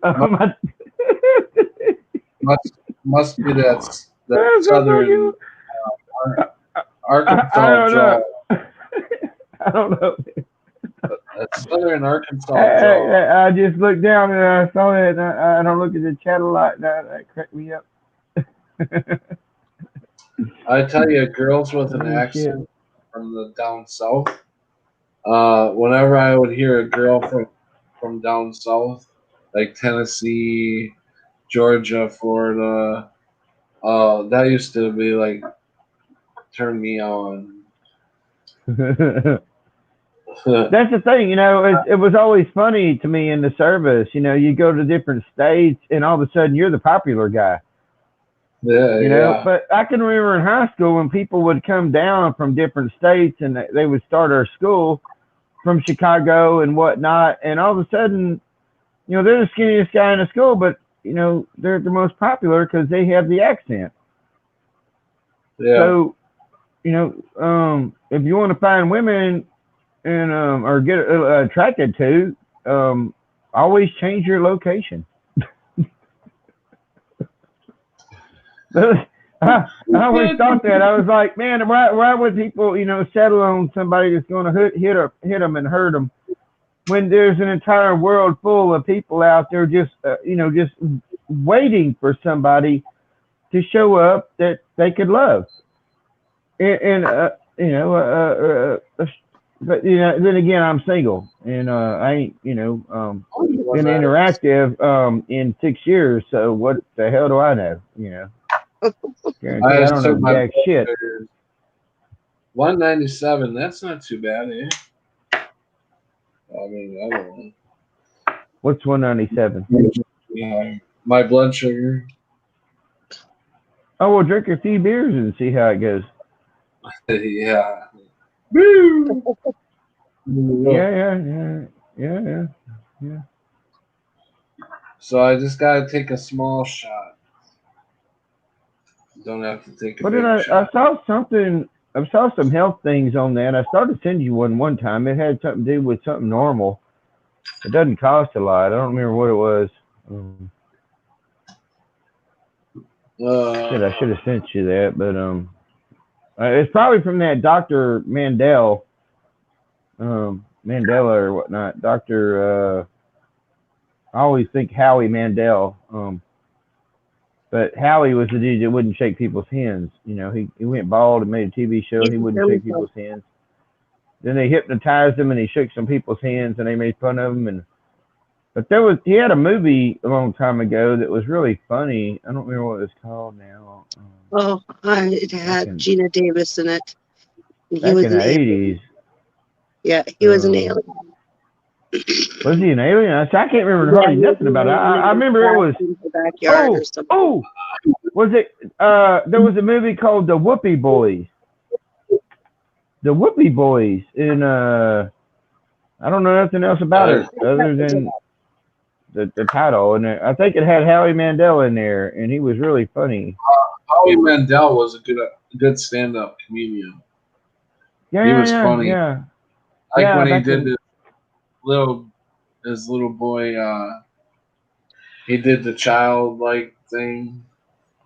Remember that? He did, didn't he? Yeah, that cartoon or something. He was like the little kid voice of Yeah. I don't remember the name.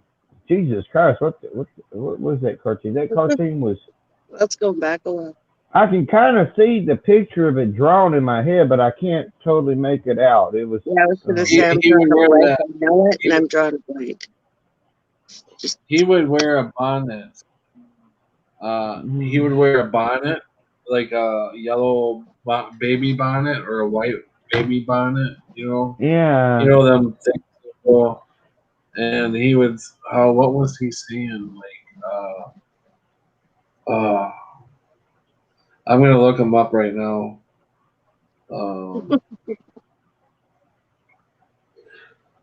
Howie, where's the Y? Howie Mandel. Howie Mandel stand up. Yeah, that's what we want. Crunchy B wrote, "Laugh out loud, not my father." Bobby's father from the cartoon. Bobby. Yeah, Come do it, Bobby. Bobby's World was it? No, or I don't know. Bobby. Jeez, I don't know. I can't play much of this. His last appearance in our show, Diana Ross saw him and immediately booked him to open for her in Las Vegas for a week. But he was so good, she kept him for 3 weeks. Of course, that was 20 years ago. He hasn't worked on him. Hey, remember the news being He's a delightful comedian, which you welcome. Off-the-wall Canadian comic, Howie Mandel. Howie?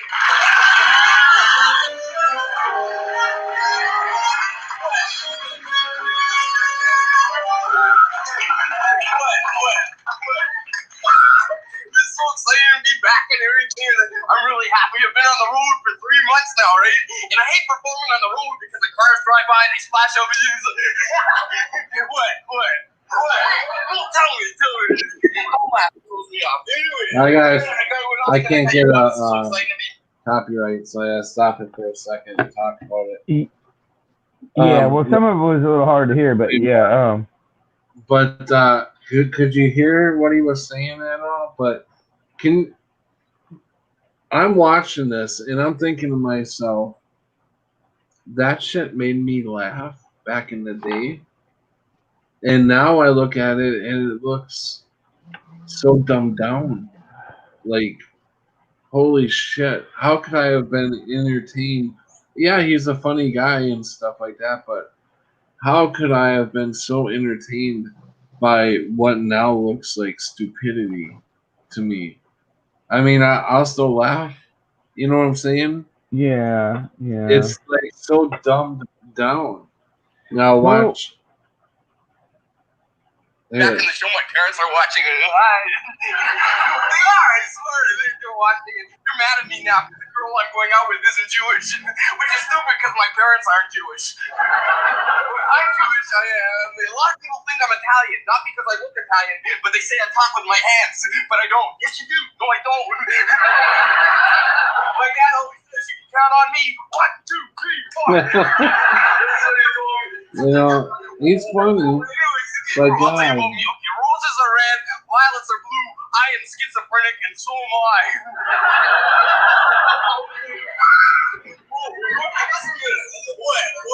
What? Can you hear him at all? A little bit. I heard I'm schizophrenic and so am I, and I like that, you know. Yeah.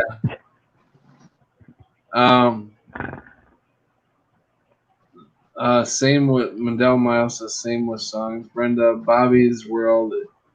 It was a segment on the Howie Mandel.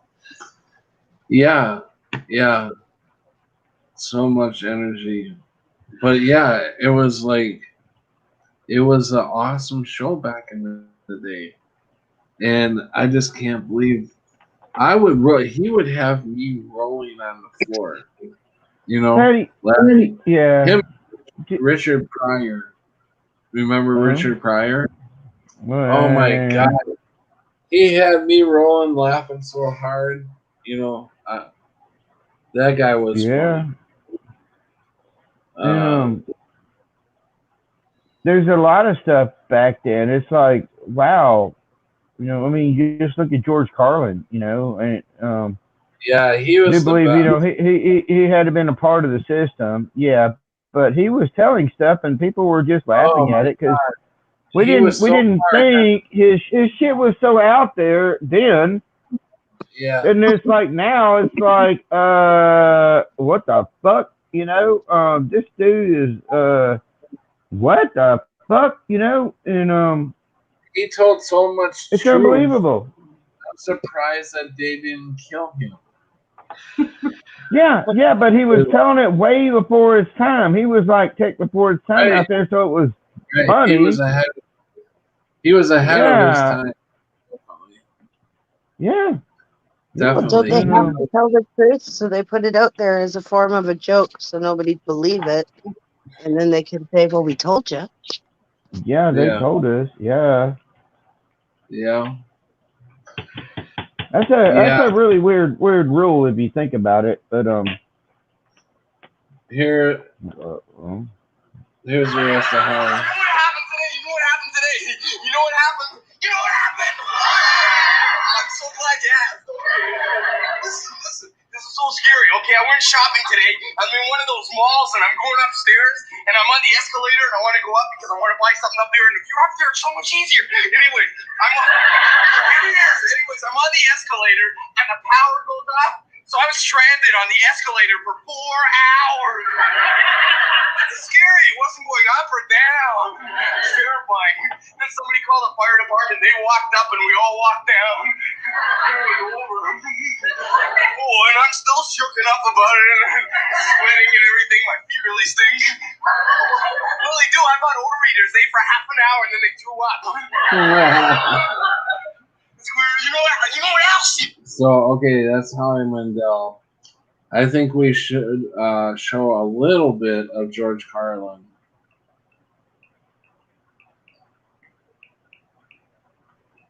Because he was the man.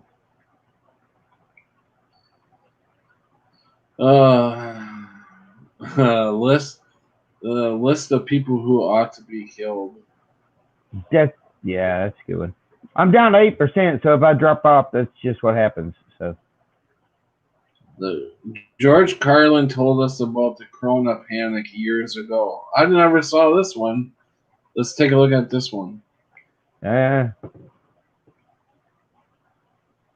That's what Americans do now. They're always willing to trade away a little of their freedom in exchange for the feeling, the illusion of security. What we have now is a completely neurotic population obsessed with security and safety and crime and drugs and cleanliness and hygiene and germs.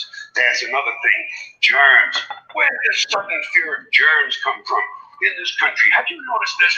The media constantly running stories about all the latest infections, salmonella, E. coli, hantavirus, bird flu, and Americans they panic easily. So now everybody's running around scrubbing this and spraying that and overlooking. Okay, I gotta take a small break.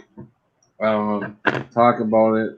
So, isn't this ridiculous? How we have to go around all fucking YouTube's bullshit policies. Yeah, it's crazy. But he's talking about germs. In their hands, trying to avoid all contact with germs. It's ridiculous, and it goes to ridiculous lengths. In prisons, before they give you a lethal injection, they swab your arm with alcohol.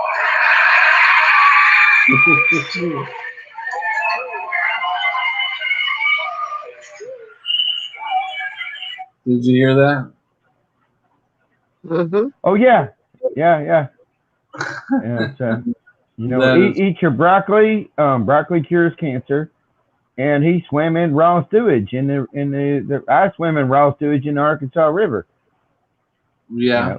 You know, hell, my dad had a houseboat, and you jump off in that damn thing, and you get your feet in the mud, and then you realize, well, his toilet's right there, and that's kind of what the Arkansas River is a big giant toilet. You're just like, oh my God, man. Like, and we would drink that water. Yeah. Here, you'd always end up with a big gulp if you're swimming. So it's not too much longer. It's about a minute and a half. Mm-hmm. Yeah. Wouldn't want some guy to go to hell and be sick. It would take a lot of the sportsmanship out of the whole execution. Fear of germs, why these? Besides, what do you think have an immune system for? It's for killing germs. But it needs practice. It needs germs to practice on. So listen. If you kill all the germs around you and live a completely sterile life, then when germs do come along, you're not going to be prepared. And never mind ordinary germs. What are you going to do when some super virus comes along that turns your vital organs into liquid shit? I'll tell you what you're going to do. You're going to get sick, you're going to die, and you're going to deserve it because you're fucking weak and you got a fucking weak immune system.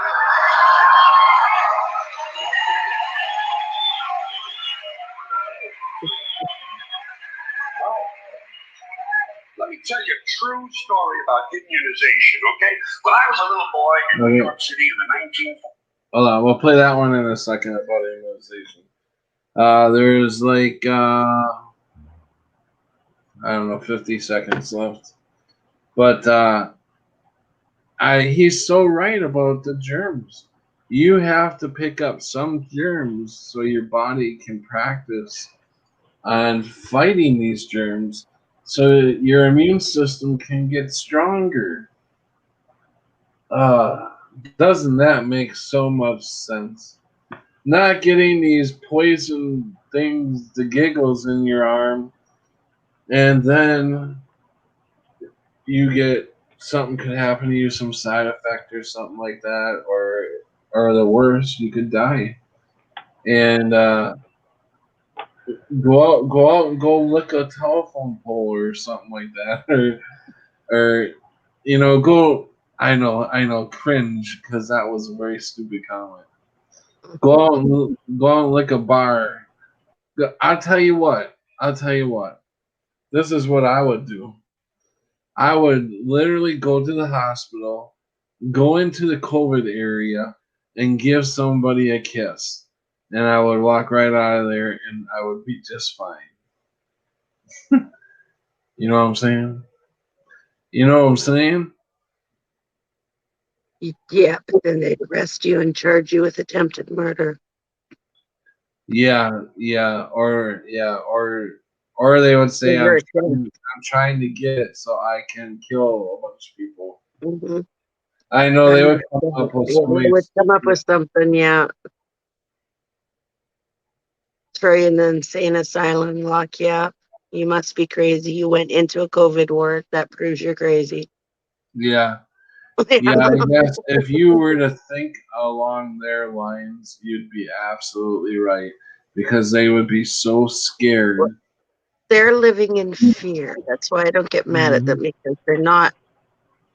Most people aren't horribly plotting against you when they're going along with this. They're running in fear and living in their fear mode. And if anybody's had a panic attack, you know what that feels like. So you have to wait for that to pass, and that they're having a calm moment to be able to talk to the rational them to even, get to anything. So I just don't even start when they're in the fear mode, because it's not going to get any point across. Did y'all hear? I saw some stuff on Australia. It was on the Unfuckers group, I think. So they were talking about it. But evidently, like a government official or whatnot, come out and told one of those sectioned off, basically states, I guess. I don't know, Australia, that well, I mean, I guess it'd be like a big ass state, but they've, Yeah. they've thrown these crazy rules on. And some government dude come out and said, telling the people to not have sex, the families, not to have sex. If you want to have sex with your significant other, you need to be in a separate room, have on a mask, and get on Jesus, what's one of those The apps? internet. Yeah, basically the internet, and Yeah. masturbate to each other that way. This isn't new. And people are believing that shit, I guess. I mean, it's like, what the fuck are This you isn't talking new. about, dude? I mean, Canada told single people to look for glory holes, and in England they told people you can't ugh. have sex with your wife in your house. You must take them to the garden and have sex with them there. So it's just a bunch of pervertedness that's being promoted. Oh, it is total pervertedness. Total. It's not like sex is a grandiose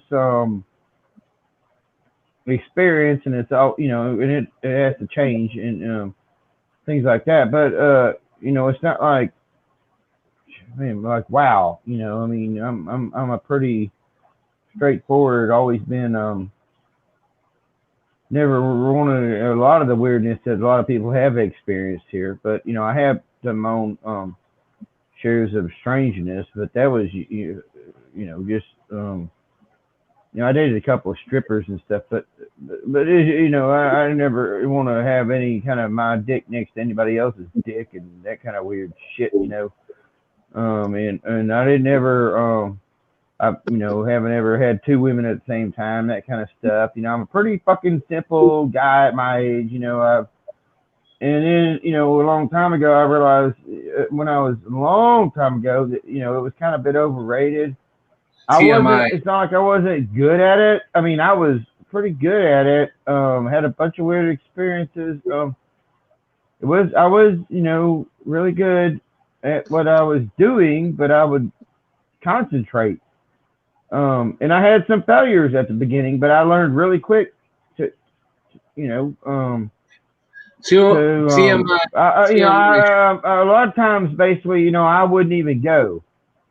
And that's a weird thing for a dude. I wouldn't even go, but then it's like, okay, now I get shut off because they went, and it's like, but I think something was wrong with me. I think something was programmed in me wrong.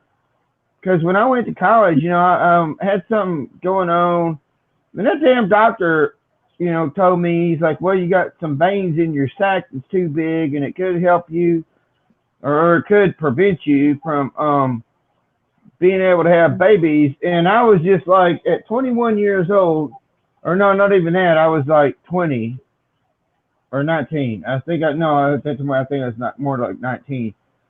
And it's like, what do you take from that? It's like, so doc, are you telling me I can go out and just have all the sex I want, and I ain't got to wear a condom back then in 1990 fucking one? You wanted trying to catch AIDS? And or I can catch AIDS, So there was I was terrified of AIDS. Very, very, very, very. That's why I was a late bloomer. But then it's like, or are you telling me I've got to be sad because I can't have babies?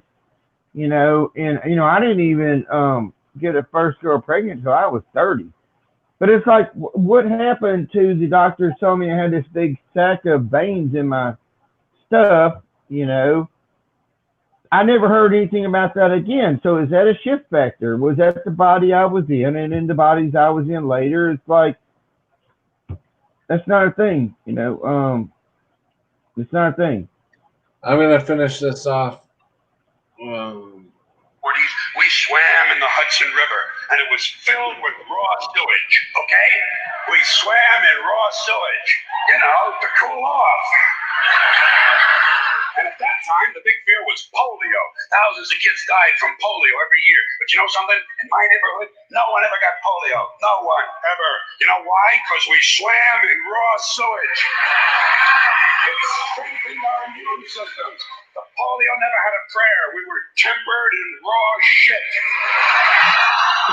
So, you know something? In spite of all that so-called risky behavior, I never get infections. I don't get them. I don't get colds. I don't get flu. I don't get headaches. I don't get upset stomachs. And you know why? Because I got a good, strong immune system, and it gets a lot of practice. So yeah, that was it. Yeah, that guy, he was way ahead of his time. I remember watching him when I was a kid. I couldn't believe what was coming out of his mouth. And he woke me up to a few things back then. So there, I think I was supposed to watch him. You know, I think he was the first one that gave me any true information about what was really going on. You felt it, you knew it, but nobody was talking about it or could tell you were on the right track with your thoughts. You know, there was nobody to talk to, but we knew something. You know, we knew something wasn't right. It's just weird how we know now, and we're watching a lot of people lose their souls.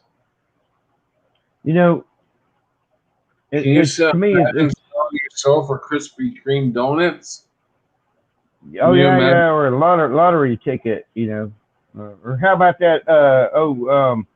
Richie's 33 cent hamburger back in the fucking 70s, you know, with a little thing of fries, you know. Come on down to the Joe's Car Wash, and you know what, we're gonna buff you and give you so have a happy journey. I don't think so, you know. But it is very sad what I've saw, and I'm sure you have too. You know, like my son, everything's backwards here. The football team from years ago, I got to noticing they had on pink socks, and I'm like, what the fuck's up with football players wearing pink socks on the field? That would get your ass kicked. And then it's like my son, you know, come home, and the girlfriend had a hold of the boyfriend, so he was wearing a scrunchie because he had a girlfriend, and that's the only time I saw him, and he's talked about having a girlfriend a couple of years ago. Now, I had about 5 different little girls in 6th grade that they would pass me a note, you want to be my boyfriend? I'd be like, yes or no, you check yes, and then next thing you know, you got like 5 of them, and you don't know what to do with them. All it is okay, I recognize you as my girlfriend, and there's my girlfriend, and there's my girlfriend, and there's my girlfriend, and then you move on, right? And then you go to 7th grade, and you change grades, and you change schools, and you're a little fish in a big pond, and by 9th grade, you know, you're the big fish in the little pond, and then you move on to 10th grade, and you're all of a sudden the small fish in the big fucking pond again. And by the time you get out, you know, you're just like, what the shit? How many fucking fish have I got to be here? You know? And then they ship you out, and you're on your own. You can't go back to the fucking school because the cops are there now, and they won't let you walk through that motherfucker because, you know, you're too old. Like, Jesus Christ, man! All I want to do is, you know, I never did that, but that's what, you know, happens because of, you know, the friends I graduated with become cops, and they were there, you know, a few years later, and they wouldn't let people in the school. You know, I mean, that was their job. They were the school cop, and I'm like, we didn't have school cops. And I was in 5th and 6th grade, and I remember more like a basketball game or something like that.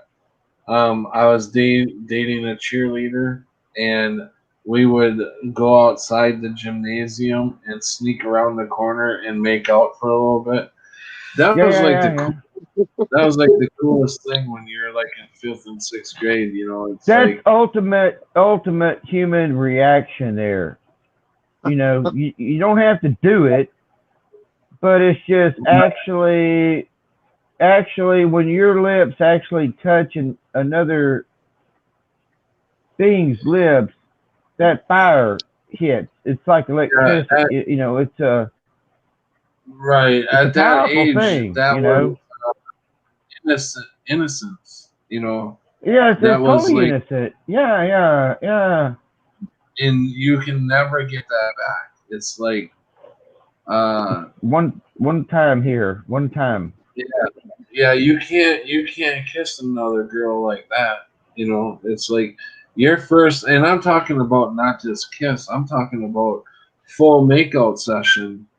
You know, within a minute, hide around the corner or wherever we were, we had to hide because obviously we were, you know, to be dating. And at that moment, you feel totally in love with that person. A lot of times. Yeah. Yeah, I remember when her sister. Head over heels, man. Head over heels. Wow. You know. Her sister was older than me, and she come up to me and she's like, I know what you and my sister are doing, and you need to stop that. You're too young to be doing that. You better leave my sister alone. Hey, I'll tell you something, man. My best friend had a sister. I always thought his mother looked kind of good. You know, and I tried to arm wrestle his daddy, and that didn't go very well. But I did, you know, at least I was kind of strong. But his sister was big-breasted and whatnot, blonde, taller than me. Kind of always liked him a bit taller than me. And then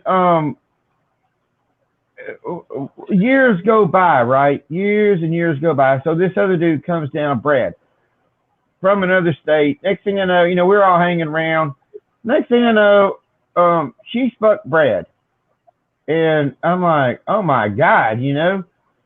And she was kind of a bit on the strange side back then in the 80s and 90s and stuff, you know. But you know, a lot of sense to the girl ended up becoming a physician, you know. But, you know, she screwed my friend Brad. And then what happened years later is I found out my friend told me, he said, man, he said, Cheryl, you know, my sister, he told me, she told him if I didn't get laid soon, she was going to take me and fuck me herself. And I'm like, God dang, man, why didn't you tell me that shit before, man? I mean, I would have been like, okay, let's go, please take me in that room and please, you know, give me them big breasts and please, you know, throw that shit all over me. Whole new level, Sharky. Huh? See, you just chased Cammy off. I said, I'm still here. You take this stream to a whole new level. You can't be. I'm sorry. You can't be saying that. Like, she's going to F me. That's that kind of stuff. We gotta kind of keep that on the logo. Oh, I didn't know you couldn't say the F word. You and I were watch the children. Yeah, if you and I were talking one, that would be perfect. But kids, I know some kids that actually watch this. Their moms. I didn't. I know. I don't even think of that. I'm sorry, Patty.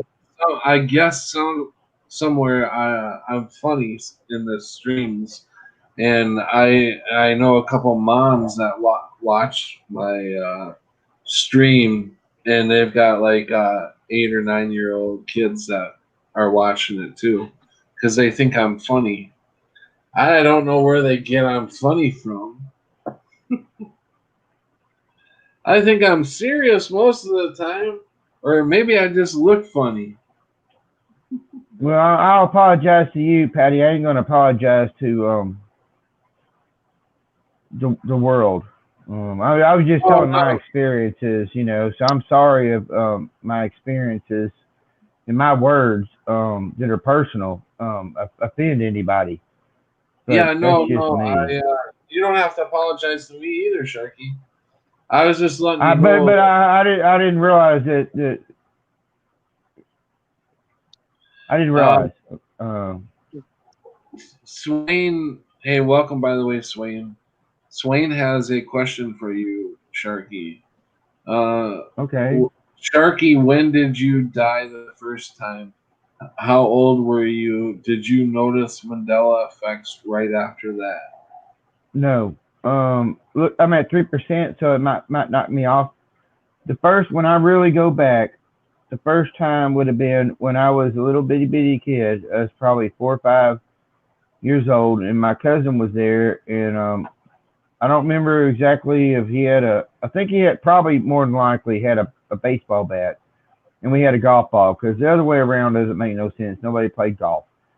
So when I think about it, but I was right behind him. He swung that sucker, and I was right behind him, and he swung all the way around. I mean, he just swung all the way around, and he knocked me in my temple, and I fell down and passed out. And then when I went in to the parents after that, I was crying, and my parents didn't give a shit, and they just told me to go back outside. So I think that's probably the first time I realized things were a bit different.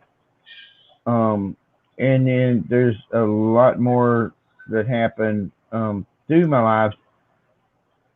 And the one thing that I call an act of God. I mean, I've had a couple, but when I was like 18, I was working at Florida Drum, which we made these big plastic 50-gallon plastic drums, and I was on a rotating shift.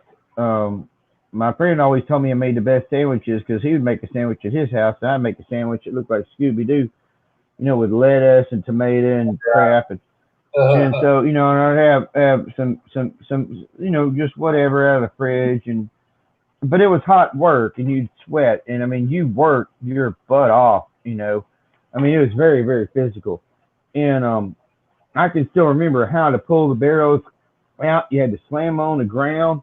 You had to fucking rip this shit off the top, rip this shit off the bottom while they were still hot, so you could rip it. Because if you waited too long, it wouldn't rip. You had on these heat gloves, and then you'd have to end up weighing them and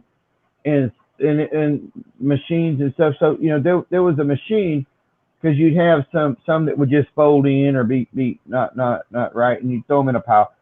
And then there was a job, where you go over there and you would throw these things into a grinder. Well, that one night, the grinder got stopped up somehow, and so they were like, "Well, get in there. Here's a broom handle. Smack that sucker back in there." And it gave me a little wooden stool. It was like a big square thing, like a rectangle. And then the top of it was, quite a bit of space. I could get in there on my knees, and I still had plenty of room. And I'm in there looking at this machine with a broom handle, trying to get this barrel to go down in there. And my supervisor, Larry, I think it was his name. He was on the thing. He had the same name as my dad. He was on the side, hitting the green button, and so as this is happening, the sucker went blammo and blew straight out, blew hunks of metal straight out. Didn't hurt anybody. It scared the crap out of me. The stool was disintegrated. I fell down and had no scratches and was like this, and I realized then I should not even be here. Now, after all this stuff happened, they made me clean up the mess, right? And I quit after that.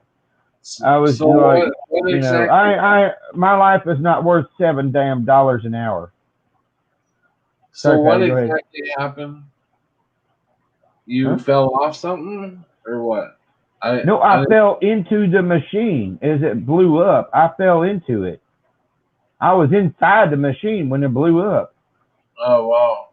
And I fell into a grinding machine at a high rate of speed and it had no scratches. And everything else was disintegrated. It was a big mess. And I knew then it was God, right? But later, what I didn't recognize is that's when the commercials of Mac Tonight with the moon, Mac Tonight for McDonald's had changed to McDonald's. You know, so when I think back, I'm like, okay, I can pinpoint that part, but I didn't know anything at all back then about multiple realities. I didn't believe in reincarnation. I didn't believe in so much of this stuff I've seen in my older years now. You know, I mean, I knew about ghosts. I'd seen plenty of ghost activity. I'd seen plenty of weird things. I knew not to trust the church because of I'll experiences be right I've back, had. Sharky. Keep talking. Okay, next door at the church, and I didn't agree with their methods and what they were teaching good stuff, but they weren't walking the walk and talking the talk, basically, you know, and so it affected one of my friends that it actually got me to go to the church. But nobody wanted to, you know, see him in the same light because, you know, he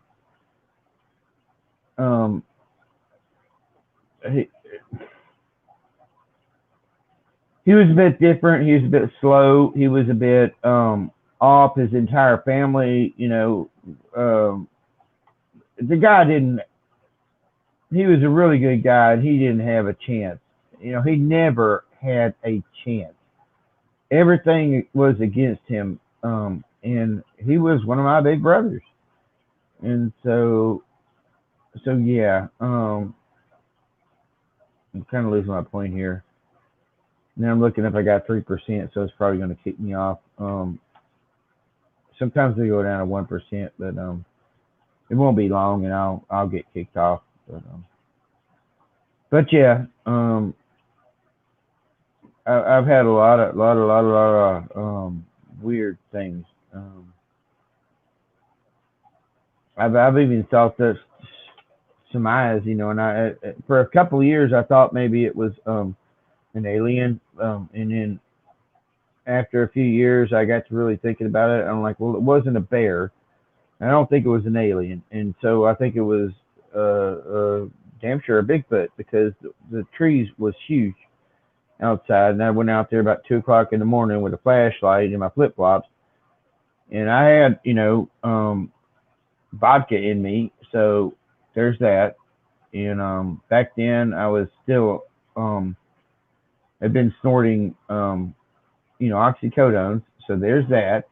But I saw what I saw, and the sucker sat there, and I was watching it, and then it turned its head, looked down toward my field, and it turned back and looked at me, and I was walking up to it.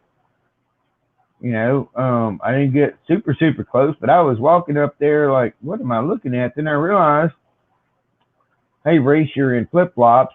You know, you're a good 50 freaking 100 feet from your house. You're halfway to this tree. Here's something you don't know what it is, but it's things are bigger than you and looking at you and looking down the field and looking back at you. And I can't see what it is. All I can see is eyes. And so what the shit was that? You know, then I thought it was an alien. Now I think it was a Bigfoot creature. I used to keep my door open, and, you know, so I probably look like MTV to those creatures because I'd be drinking and in here and moving around, just anything like moving back and forth from the kitchen to the thing from the doorway. It would look like a TV to these things or people or whatever you want to call them. It's entertainment, you know. Just like stuff off MTV, I guess. When you would watch these goopuses do the goopiest things, and half of what you're watching is just normal interactions. So I think they were kind of watching me like that. But I don't know, you know. I mean, I've had some weird stuff, you know. I was on I think with Jesus. I think it might have been with Martha, Patty. I think it might have been with Martha. On Martha's live stream one time, and I heard a noise. It was late at night, and I heard a noise right over here. But it's like my roof right there is real thin. It comes to the point, and I heard something on my roof, and I said something, and I was like, when I went outside, and I looked up on the roof, I didn't see nothing, but then I saw a star appear and do a half circle, and then I'm like, what the shit? And I look over here, and then a star appeared and did a half circle around me, like it was looping around me from whatever I just heard on the roof. And I think it was one of Martha's streams. It was definitely a live stream, and then I was like, I think I just had an alien on my freaking roof. Did you tell them the time that you died? You should have died when you were doing like oxycodones and stuff. Oh no! I didn't know, but I was very, very, very, very addicted. I'd been on. It was like,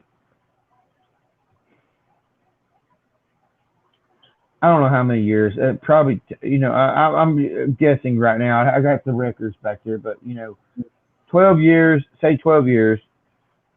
A lot of years on oxycodone, and then it eventually became to where I was buying hydrocodones and stuff on the street. I had gotten to where I was crunching them up and snorting them, but I was also drinking vodka all the time and liquors, different forms of liquors through the years, and then vodka by the time it was over there.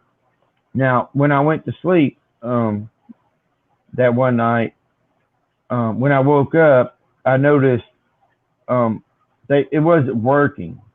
I was still doing the same routine, but it wasn't working. And it seemed like when I was taking the pills, they were hurting me. And then the VA's like, hey, we're going to shut you off of this stuff because, the war on drugs and whatnot. And then I'm like, by that point, I'm just like, well, okay, I can see that because, so, I went through my phases of getting off. And, I mean, now all I do is Aleve and, sometimes 5 Aleve in a day. Usually I wake up, take 2 Aleve and some vitamins, and that's it. I got Aleve and vitamins. There was no way I could get off of those things at all. And when I woke up, that was around probably 2000, whatever. It was before the Mandela effect on that part. So when I look back, I'm like, okay, that's, I can remember seeing things on TV, and all of a sudden they were talking about Antifa. And I didn't know who the fuck Antifa was. Huh? Brenda was asking where Cammy was. I said, I don't know where Cammy went. Maybe she's coming.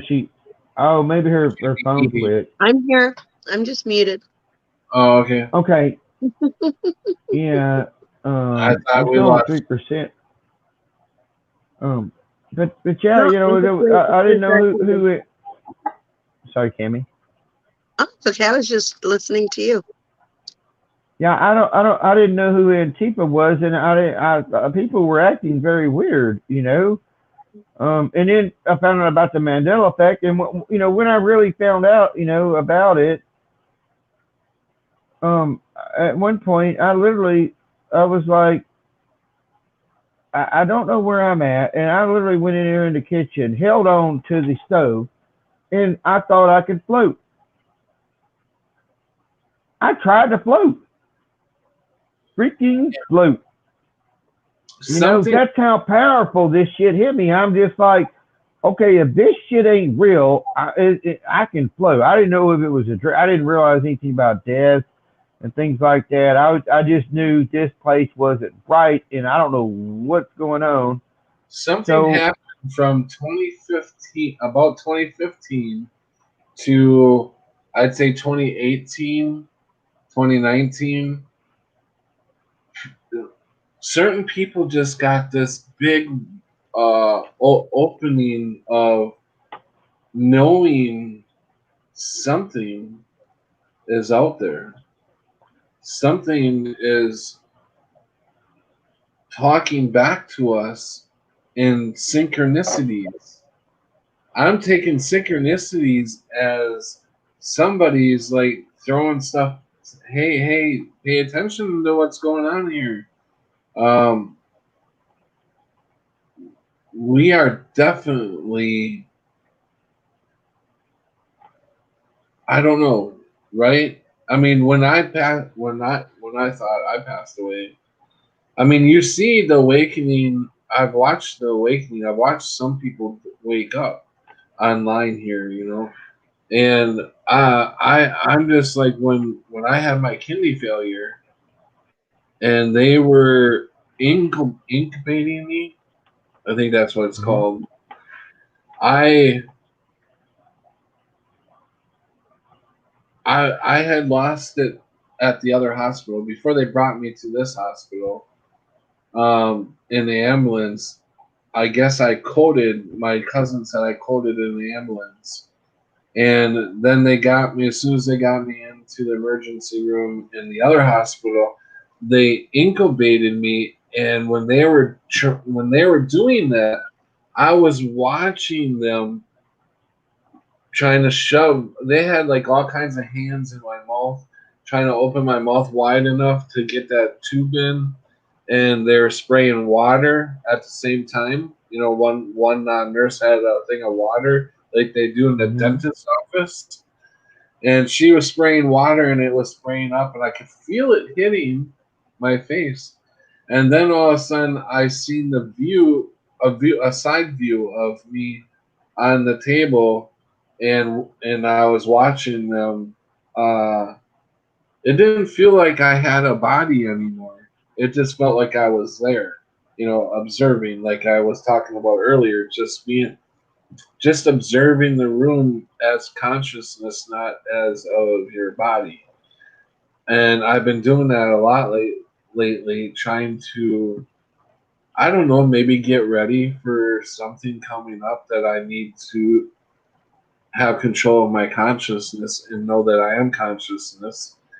But anyways, I felt so good. I didn't feel my arms or my legs. And I wasn't fine. I was strapped down at the time because before, when I was awake, I was wild. I didn't know what was going on. I was out of my mind. And now I don't feel my arms or my legs at all. But I felt completely at ease. I was feeling like something was talking to me, saying, everything's going to be all right. Everything's going to be all right. And I was like, yeah, I had that overwhelming feeling like, yeah, So I think that Jesus Christ is with all of us. Jesus Christ is within all of us. So Crunchy B is coming back. I think he's got something to say. I really don't have anything to say. I'm just here. You don't have nothing to say? Not that I can remember. I'm just glad you're back, Crunchy. I'm down to 3%, so we'll see what happens. Oh, sure. That just went out. Do any of you other guys have? What are you doing? You need to go out? Were you outside? What are you doing? Have either one of you? Oh, sorry, I'm not muted. Do you have another anything happen before that? Like, how many times do you think you died? Me? Yeah, how many real events? I had a very weird experience when I was before the Marine Corps and I was still in high school, and I never ate steak. We didn't eat steak in our family, right? So I got some steak at I think somewhere my friend's house or something. They had steak, and I ate a bunch of steak, you know, and it was good. And I was, you know, I was in shape. I was, you know, probably 165 pounds. You know, I mean, a lot of it was in shape. You know, not TV shape, but in shape. You know, I did exercises all the time and would walk on my hands and shit back then for a long ways and stuff like that. So I was in, you know, good shape. I ate this steak, and then my dad was up on the houseboat, living on the houseboat, and then me and my friend went out to fish, and I got the feeling like discomfort.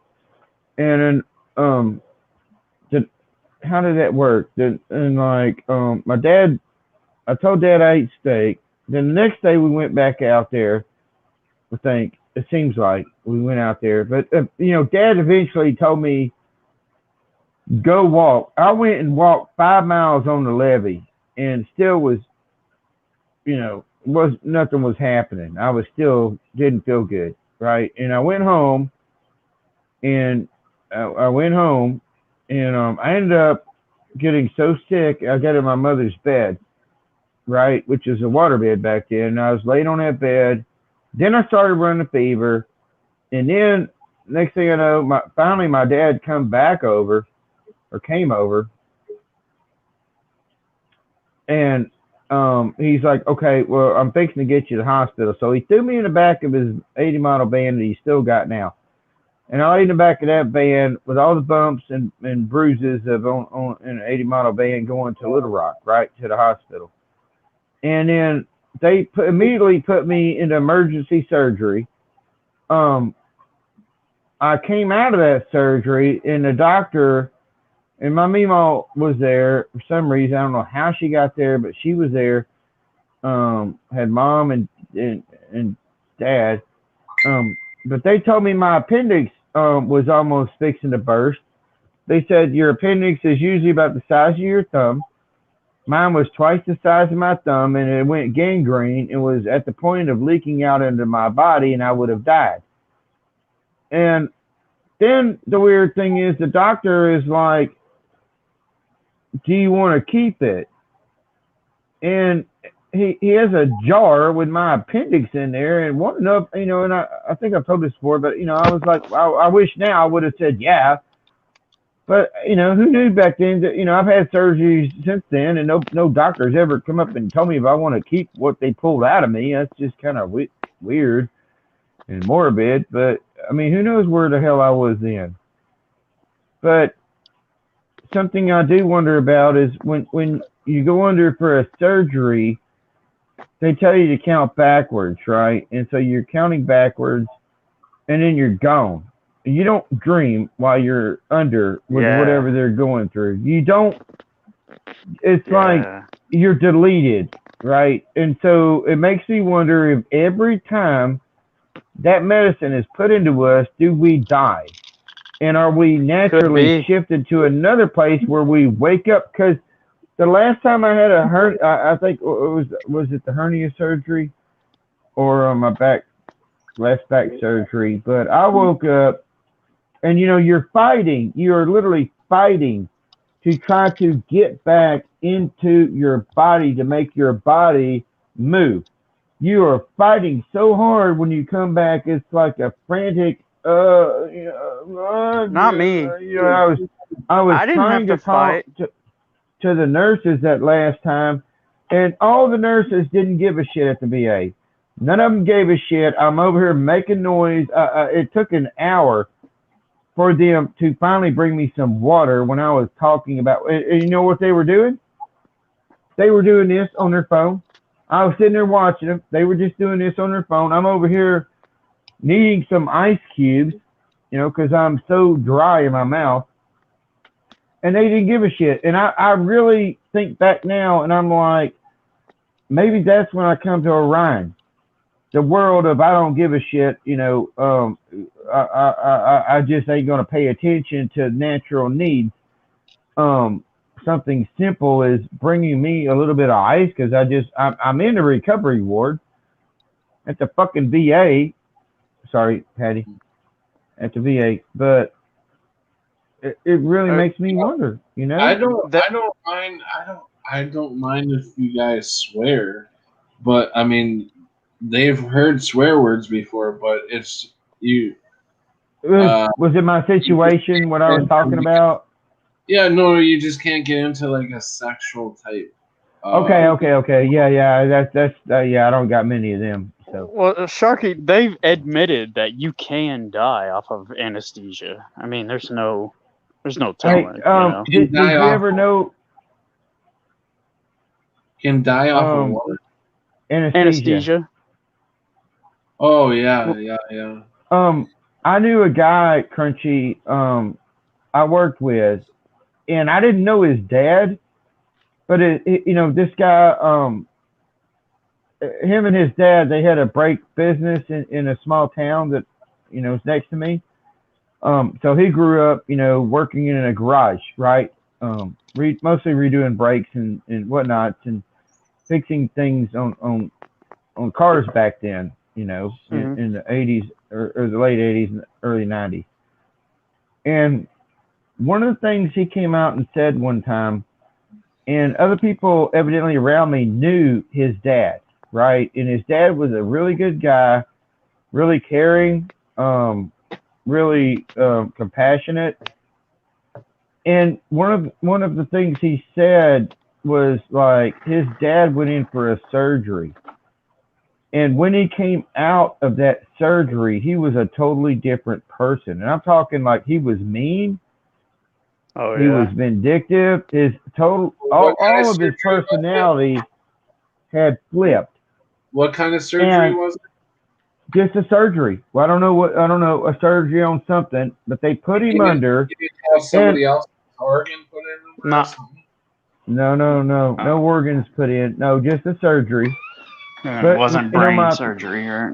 Yeah, no brain surgery, nothing like that. But my friend said back then there was something with that anesthesia and what? Oh shit, I can't talk.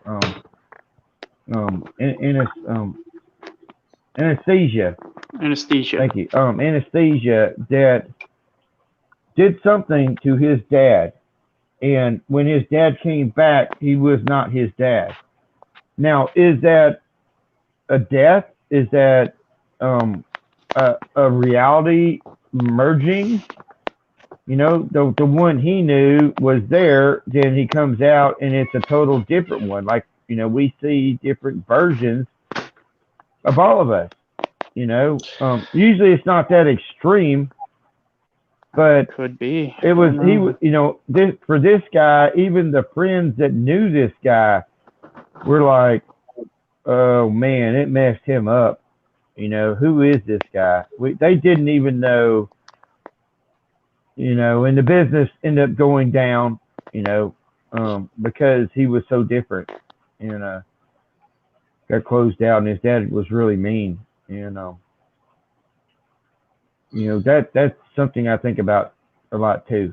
When I try to put into where are we exactly when we go under like that? Because it's not a dream, but something happens. It's like almost like a timeout, a movement, timeout. And it's definitely not sleep. That's for sure. It's not sleep. It's actually even different than being in a coma. Have you been in a coma? You were in a coma, weren't you? Yeah. For 3 days, I was in a coma. Do you have any memory of being? Yeah. I can remember when they would start to bring me out a little bit of it. Whenever I would have a visitor come, they would bring me out of the coma. They would wake me up a little bit so I could have. I wasn't really having a conversation with the person because I didn't know. I couldn't see them. I didn't know where they were. I could hear the voice. could hear him though.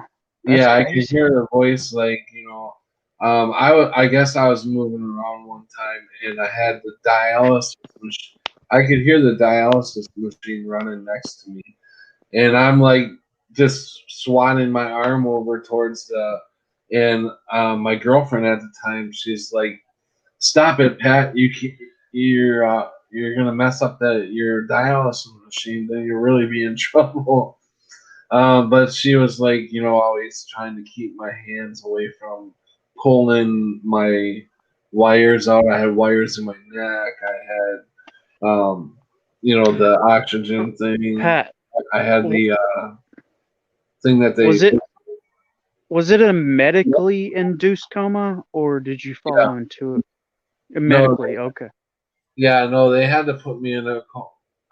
Well, I don't think it started out that way because, well, I don't know because literally I didn't. My everything was infected with not infected, but uh, um, the poisons that you can't get rid of when you go to the bathroom. Yeah. I had not went to the bathroom in like 3 days, but I really didn't recognize that as a problem when it was, I didn't pee or anything, and so my kidneys had completely shut down, and that when I went in there, and I've said this many times, when I went in there, your kidneys have I don't know, creatins. They call it creatins, and everybody's Creatins.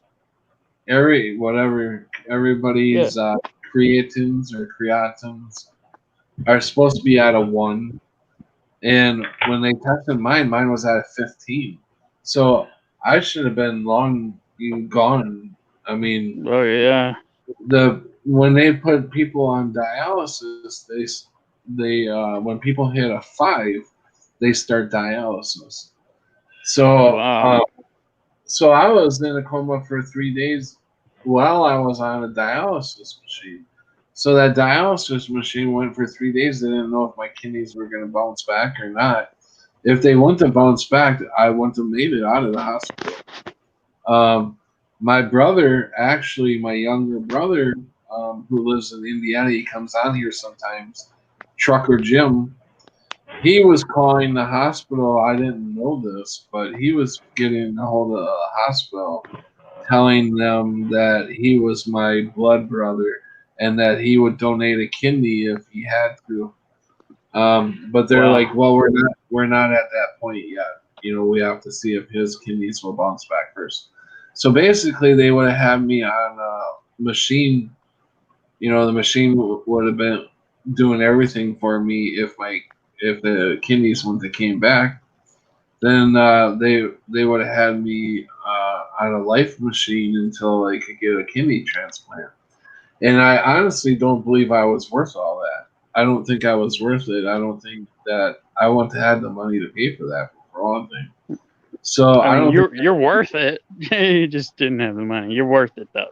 But what I mean is, like, I'm not worth saving the money wise, and Yeah, you were. But anyways, so it was like when I had the tube shoved down me in the second hospital. I think that's where I got closest to Jesus Christ. I really do, because it was amazing. I didn't see him or hear. I heard somebody, but and they were just calmly saying, everything's gonna be all right. Everything's gonna be all right. And I'm like thinking to myself, yeah, I know. And I'm like, yeah, this feels so good. Oh my God, does this feel good? I didn't have no pain. I was like, I would have been fine staying right there in that moment. Wherever I was like fine. I was feeling good. Like, wow. I mean, it was amazing. you know, and every time I think about it, I think about there's so many different things that happen in that one night, you know, from them put me in a induced coma or whatever. Before that, they had me on the operating table and they were putting the tubes for the dialysis machine in my neck. I still got the scars. I had a tube on this side and a tube on this side. Sounds And- horrible. Yeah, and so as they were putting the tubes in my neck, I woke up on the table and I was talking to the doctor. I was telling the doctor to leave me alone. I wanted to walk out of there. And he said, "No, I can't do that. You're too sick," or whatever.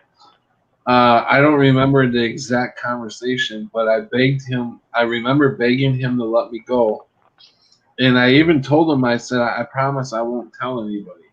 I don't know what the heck I was thinking, why the doctor would, you know, I don't, you know, I didn't think I thought he was trying to steal my organs or something. I don't know. Hey, I've got a question for But I you. had a Or- tube. Hold on, I had a go tube ahead. in my throat. I was incubated. So how did I have a conversation with the doctor? I don't get that. And the doctor confirmed the conversation when I got It's out probably of the coma. telepathy. I don't know, man. That's crazy. I even had the nurse Yeah. behind me. I mean, whatever. There was like some green powder. Right. When I turned over, whatever I did, yeah, I had green powder all over the doctor, all over me. It was all over the nurse. I seen green powder on the doctor's face, and I'm like, Well, what what? the hell What is was it? the? I don't What know was what it? was. I have no idea to this day. I don't know what the green powder was. But I have never even really spoken of the green powder. I've not got that deep into things before as far as talking about the green powder. I think weird. about this thing a lot. That I whole bet. night, the next 3 days, that whole week, I go over everything in my mind and try to remember what happened because there's so many things that happened. Anyways, getting back to in the coma, while I was in the coma, I do remember as they were bringing me out, and then I would say in my mind, even though they couldn't hear me and I couldn't talk because I had a thing down my throat, I was begging them not to put me back under. I'm like, no, please don't put me back under. I knew I was going back under, but once They put me were back gonna under, kill you again. yeah, I didn't. I was so afraid I wasn't gonna come back out of it. You know, Yeah. I'm awake now. You're waking me up, and this is what I'm saying in my mind. I'm like, I can hear voices. Why don't you finish waking me up? Why do you have to?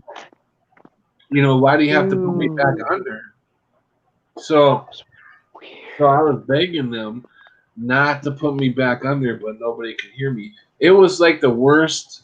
That was the worst part of it all. I mean, that's like watching them. I don't know if you ever watched them. It's like a small movie clip, or it happened actually in a movie where the guy he went in for surgery and he got the stuff to put him out, and they started cutting on him and he was still awake, but he couldn't talk. Oh God! What movie was that? Because I sound so familiar. Yeah, And it scared the crap out of me when I was a kid.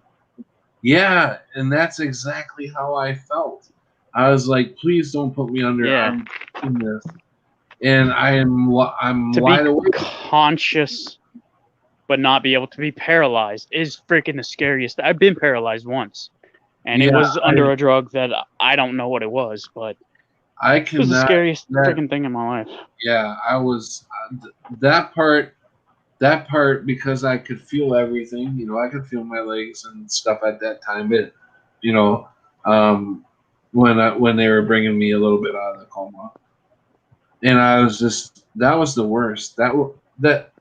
That's like torture. I don't recommend them doing that to anybody if they're in a coma, you cannot bring them halfway out to where they can start thinking and understanding everything that's going on. And you and me as a person, I can't move, I can't talk, have no way of communicating with these people, but I hear everything that's going on. That was the worst. And I was just begging them, please don't put me under. Don't put me back under. The day that they finally woke me totally up out of it, I was so glad.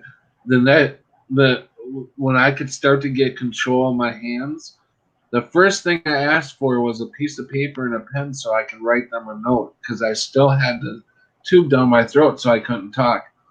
So they handed me the paper and got me a pencil or whatever, but I still didn't have the right mind to put what I wanted to say on paper. It was just all scribbles. And what I was trying to tell them on paper was, please don't put me back under, because I'm fully awake. You know, I can move my hands and stuff, and I could see everything. And I'm just like, oh God, please don't put me back under. You took me this far.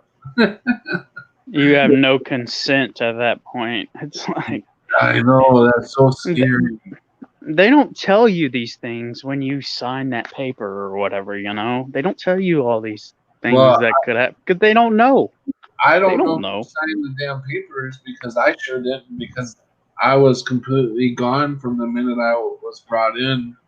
Oh yeah, well if you're gonna die, there's no consent. They're just gonna do what they think is best. Yeah, that's what's happening right now. They're using the wrong, and I know nurses and doctors are gonna be pissed at me for saying this. And I'm not saying every nurse and doctor is doing this, but they're treating this COVID the wrong way. Yeah. They're putting them on ventilators. They don't need to be put on ventilators. Yeah. And every doctor, every nurse or whatever just follows the book. They follow whatever the higher, smarter person tells them to do.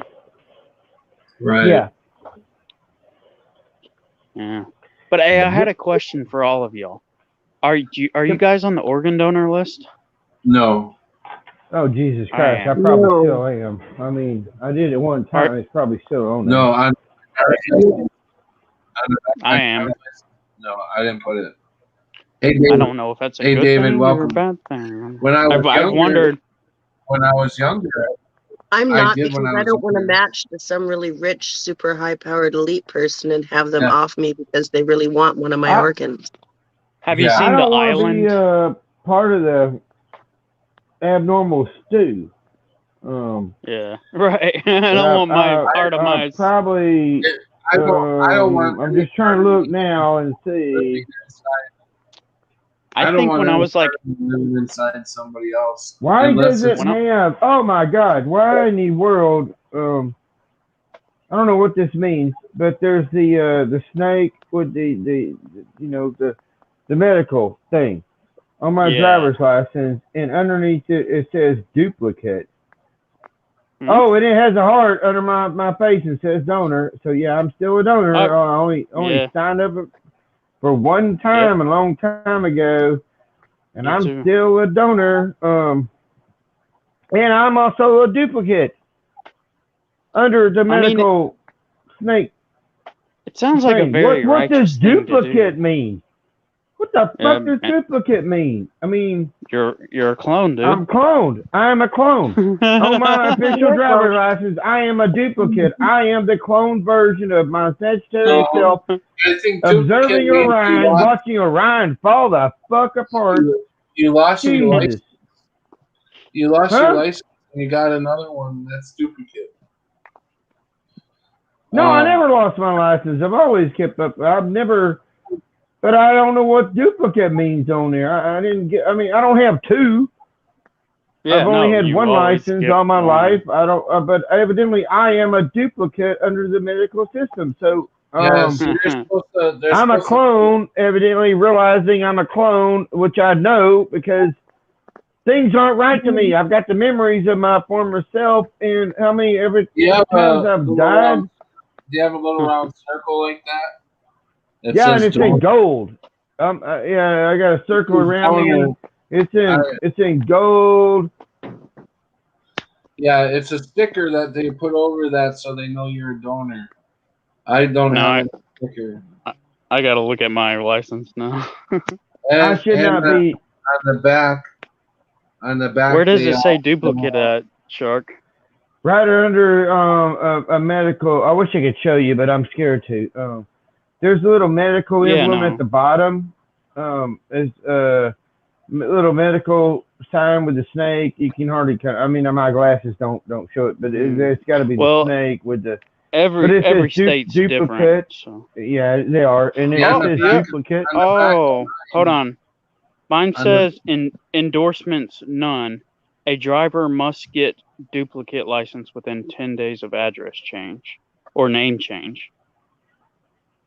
What? That's all mine says. Yeah, mine says I'm a clone. Well, That's don't nice. jump to conclusions. But it is pretty I weird. had a. On the back of mine, it says, it says, where does it say that? Upon my death, I wish to donate, and then you have, on the bottom, Hold on. you have all that, where you sign it and stuff like that. Yeah. I just see mine's not signed, but. Yeah, it just says Yeah. organ donor yes on mine. Yes, organ donor yes. I can't Which read it, I- Patty, but I'm on I tablet. honestly, I didn't really Interphone. consent to that. I mean, I guess I kind of did because when I was like 18 and got my driver's license, my mom was like, "Yeah, you want to donate? You better do that. I mean, be a good person, save a life, you know." So I was like, You know what? okay. Fuck this place. They like minorities. I want to come out as a clone. Fuck Hey. anybody fucking tries to arrest me. Goddamn, you can't fucking. I don't It's abide senior by your driver. rules. I'm a It's legitimate fucking clone. I am a duplicate. You can't arrest me. I'm a duplicate, motherfucker. Sharky, Go get the other fucking version of me. Sharky, show your picture. What? My picture on my driver's license? Yeah, like Kind of looks like this. Yeah, but I can show you one from a long time ago that I clipped out when they used to let you keep your pictures. I used to like doing that. I don't want to show Hey, this one. It looks pretty much just like this. Hey, Pat, you looks like a you mentioned rocket scientist. On the back of my license, it says Class D, non-commercial vehicles, and M motorcycles. Because you don't get a separate license here for your motorcycle. It goes on the back of your Really? driver's license.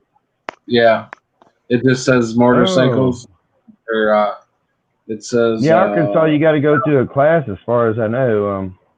Yeah, you gotta take driver.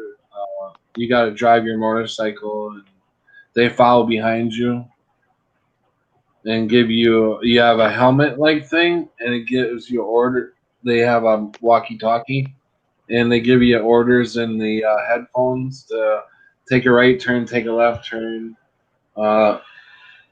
stop real quick. They do the road test and everything.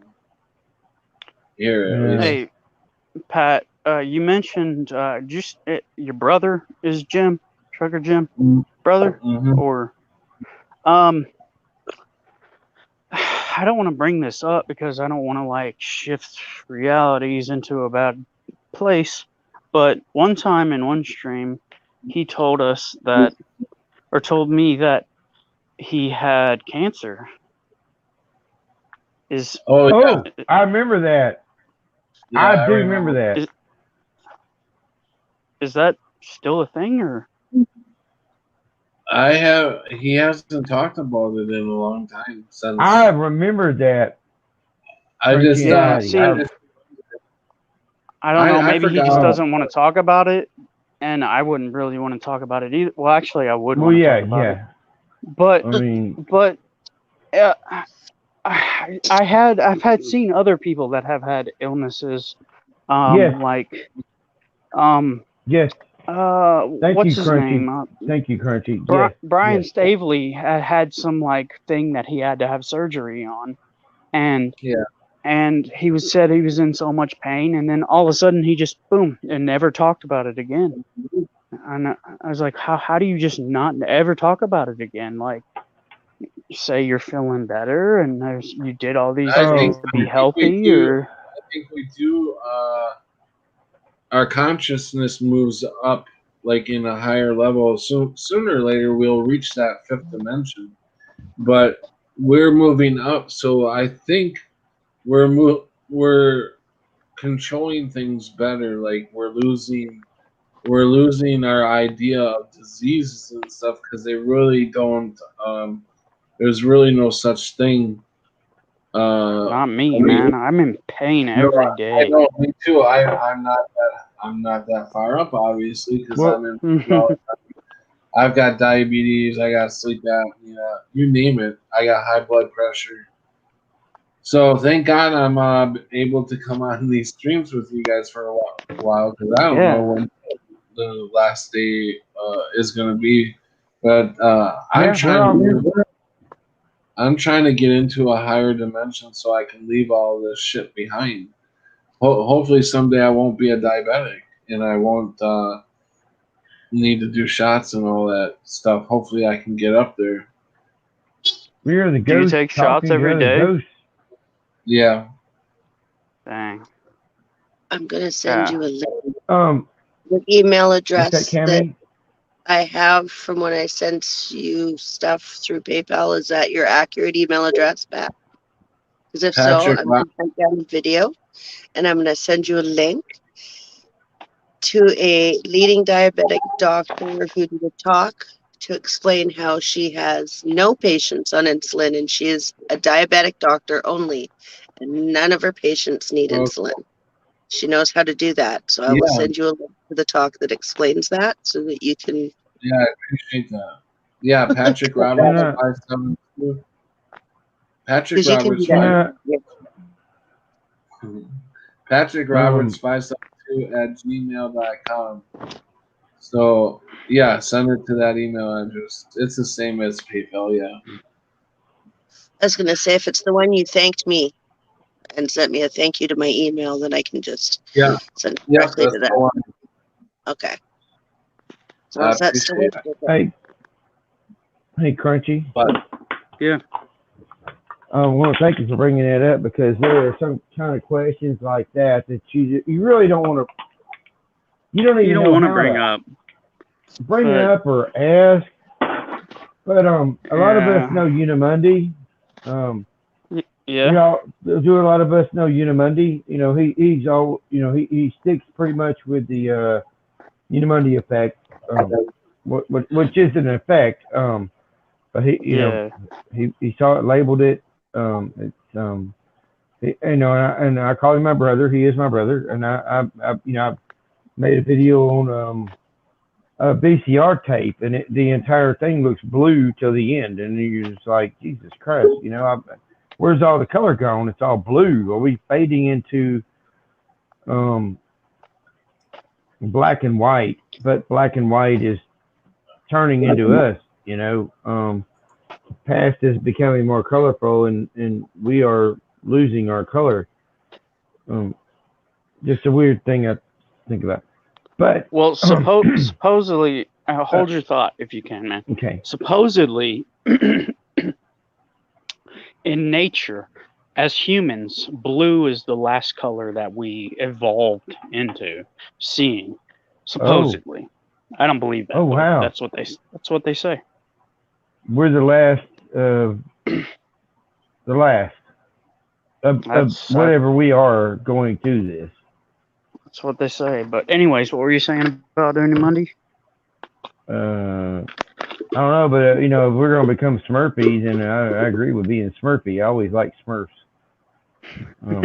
But no. I mean, but all joking aside, about 3 years ago.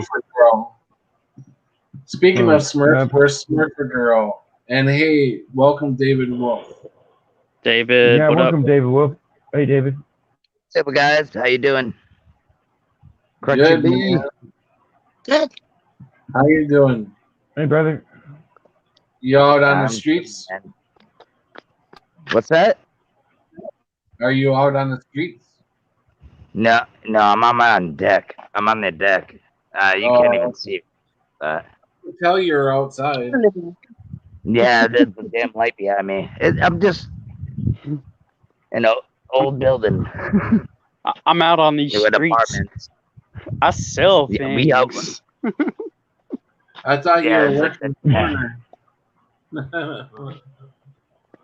What's that? Yeah, come to Arkansas and you get on the news. All you gotta do is promote the thingamajiggy. Yeah, I saw that, Shark. It was funny. I'm joking, man. I'm joking. I'm totally fucking making shit up. So you get the job, you get a free swim. Yeah. You know? Did you see that? Did you see that Arkansas commercial? I'm like, oh my god, are you serious? Yeah, I saw that. I was like, oh, for real, And this is the kind of crap my daddy watches and believes in, and I'm just like, tell us what the commercial is. Tell us what the commercial is. Oh, it was funny, man. Yeah, there was an Arkansas commercial. They actually hired what looks like a total drug dealer. He's talking about hustling on the streets, and he's a businessman, and this crap. And his business was messed up, and so he went out and got the shot. So he went out and got didn't get shot. He went out on the streets and had a good time, and telling everybody else not to be safe, but go ahead and listen. So So he keeps hustling on these Arkansas streets. And I'm just like watching this stuff. I mean, even people from California, that Jericho Green guy I like watching. I found him from long time ago but he's funny, but he's in California. He's like, what in the crap, There's Arkansas hired a drug dealer to promote medical awareness, I'll say. It was funny, man. The different aspects of life, and so to get, you're cracked out. Yeah. You got to get the dealer to promote it. Because if your dealer wants yeah. But what I was wanting to ask y'all a while ago is about maybe 3.5 years ago, I watched a video from my friend, and I don't want to ask him, but I was just wondering if y'all remember seeing the video. But he was working, and it was Unimonday. He was working at like a restaurant or something. But he got to really talking about God, and he was in. They had told him he had cancer and he was dying, and evidently he was so worried. Really? It was like a quick thing. But here I am years and years later, and I haven't asked him. I've never saw anything else about it. But he hasn't said a word about it, has he? That's exactly, Crunchy. Yeah, just like what you were talking about. It's like I saw it, I witnessed it, I observed it, I was worried about him. And then it's like, some time can pass or whatnot, but you still see videos and you're like, and it's nothing you want to bring up, to the person. You don't want to be like, that kind of stuff, So, I mean, what, or is he a survivor? Is he, straight up male, ain't going to talk about it? Does he not even remember it? I mean, I don't know. But the way we view life here in these weird realms and everything we take into consideration, I don't doubt he may not even remember any of that stuff. Because for him, it never happened. Yeah. But for me, I watched it and I felt really bad. And I mean, the dude was crying on these videos. Yeah. Dude, Crying. I've never seen. See, You know, I've been following him for in 2 tears. years. Was Yeah. it more than 2 years ago? What was that? Probably, What was that? probably. Unimundi. Oh yeah, okay. Yeah. Yeah. If it was more than Yeah. 2 years You know, ago, I he's, wouldn't know. But Yes, it's for me. I think if I think about how fast time has flown, I probably would give it 3.5 years. But that's a long time for someone to break down, and then you don't hear anything about it at all ever again. But it is very strange, because he was talking about basically feeling forgiveness for everybody, that kind of stuff. You get talking about that kind of stuff. Same thing with, I'm down to 1%, man. It's fixing to go. I've had a lot of but medical issues, and like my lungs aren't good, and I like think about like, well, if I ever need a lung transplant, which they say that you have like 3 or 5 years tops. Yeah. And I'm just like, why even bother? I'm not even going. If I got the opportunity to have a lung transplant, like, would I even take it? I mean, another 3 years, it's like that's nothing, I mean, sure, yeah, I'd want to do everything I can in the next 3 years, but Crunchy B, there's ways you can believe it or not, if you look into it, there's ways you can clear out your lungs. Like when you get sick and you spit up all that mucus. But I don't have a cough. I don't have mucus. I don't have a cough. Nothing. No, I know. I'm just saying. Pain. Just pain. Yeah. Well, I didn't know. Like, there's different ways, though. I don't know because I don't know if you were a smoker or what it was. But there's ways, though, that you can treat that. You just have to go natural. I'm not saying that it's gonna help you like 100% heal.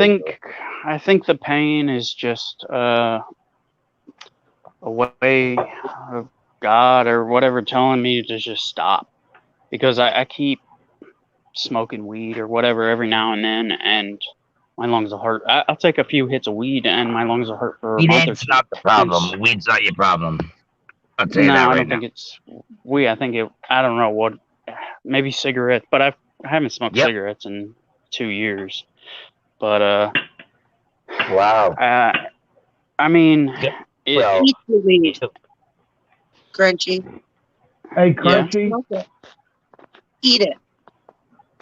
Well, yeah. I mean, every time I'm at a party or whatever, and somebody has a vape, I'm like, well, yeah, I want to hit your vape. Yeah, I want to. Because I love weed. I love THC. I really do. So instead, get the gummies, get the lollipop, get the cookie, get the brownie. It's not legal though, and I'm broke as a joke. Yeah, that stuff, it is expensive, Crunchy B. It really is, and it's a different feeling. Yeah, it's only expensive because it's illegal. It's not. It's been decriminalized here, and it should be.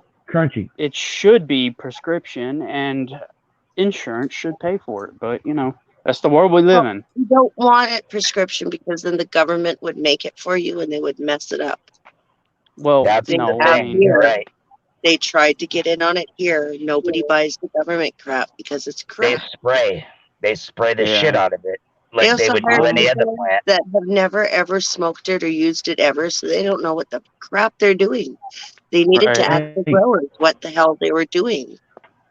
I don't doubt it.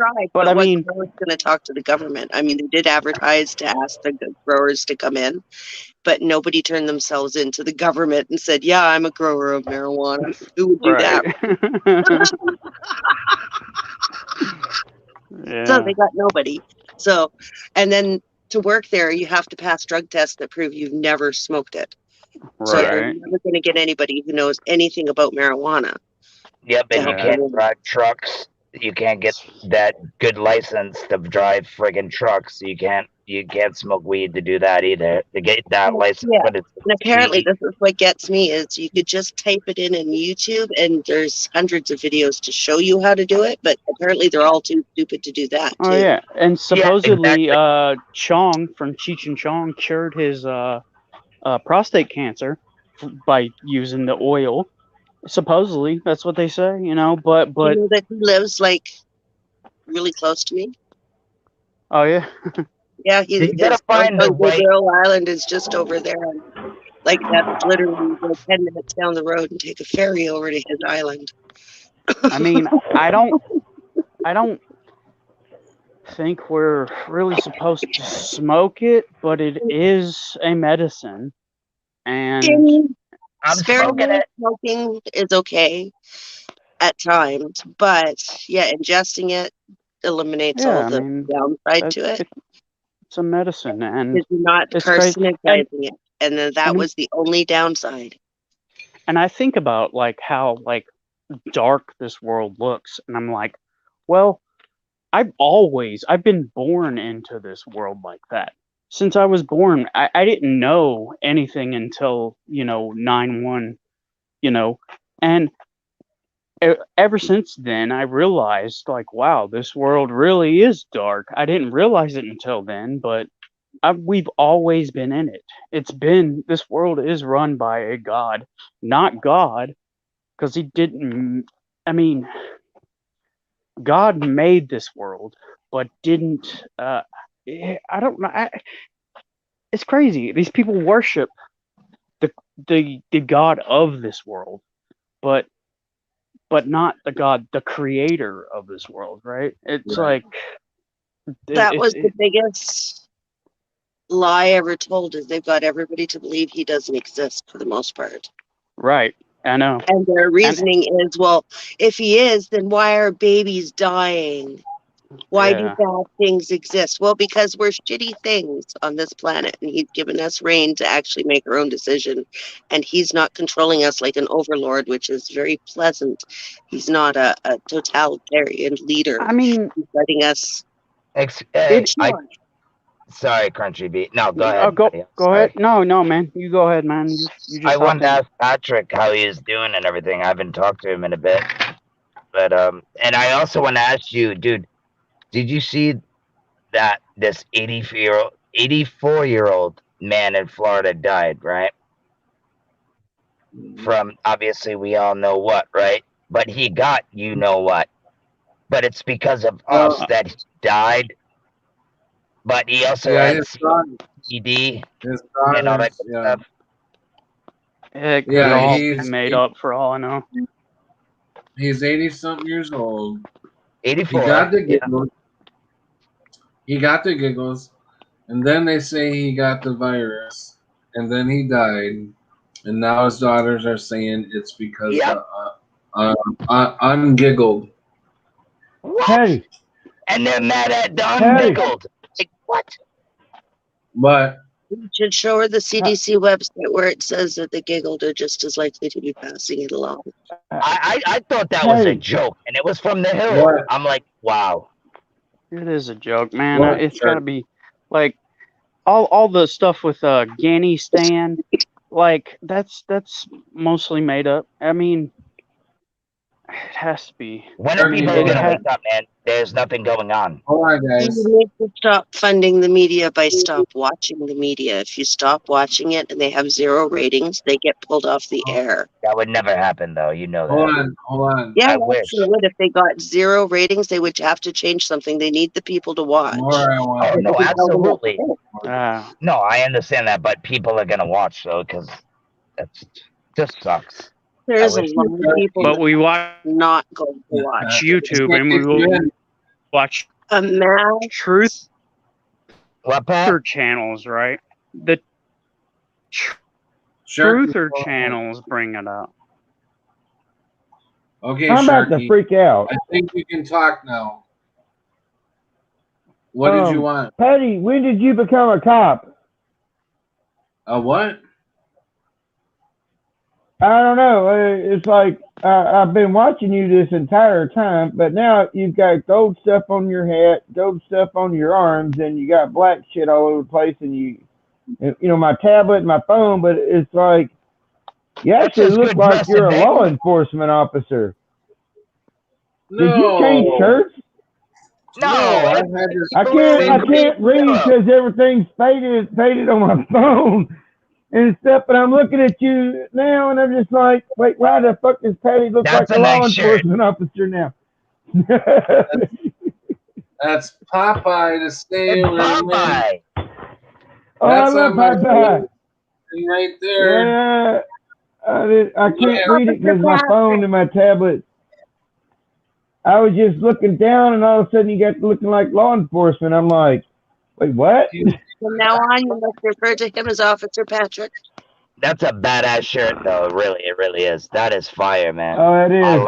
Yes, that is a really cool shirt, Patty. It does look like Thank gold, you. though. I just you know where I bought didn't know it. Burlington. Yeah. I bought it from Burlington Coat Factory. They have all kinds of clothes there. They don't just have coats. Yeah, TJ Maxx, friggin' Marshalls. You should go there too if you ever get the chance. It's the same thing. Yeah, as, nice plug. I've taken my daughter there for Christmas shopping. TJ Maxx. You should ask them if they can sponsor your video. Who? Popeye. Yeah, right. TJ Maxx, friggin' Burlington Coat Factory. Hit us up, man. We want some free coats. We talked about you in the video. You should give us the sponsorship. Yeah. He had the bone. Yeah, but dude, I'm down to 1%. So. Okay, well, we're gonna hang it up anyways here pretty soon because we've almost got 3.5 hours in. I got to get up in a couple hours. Yeah, I didn't realize you guys were going. I gotta be up and ready by 5 o'clock. So I've got to get up around 4:30.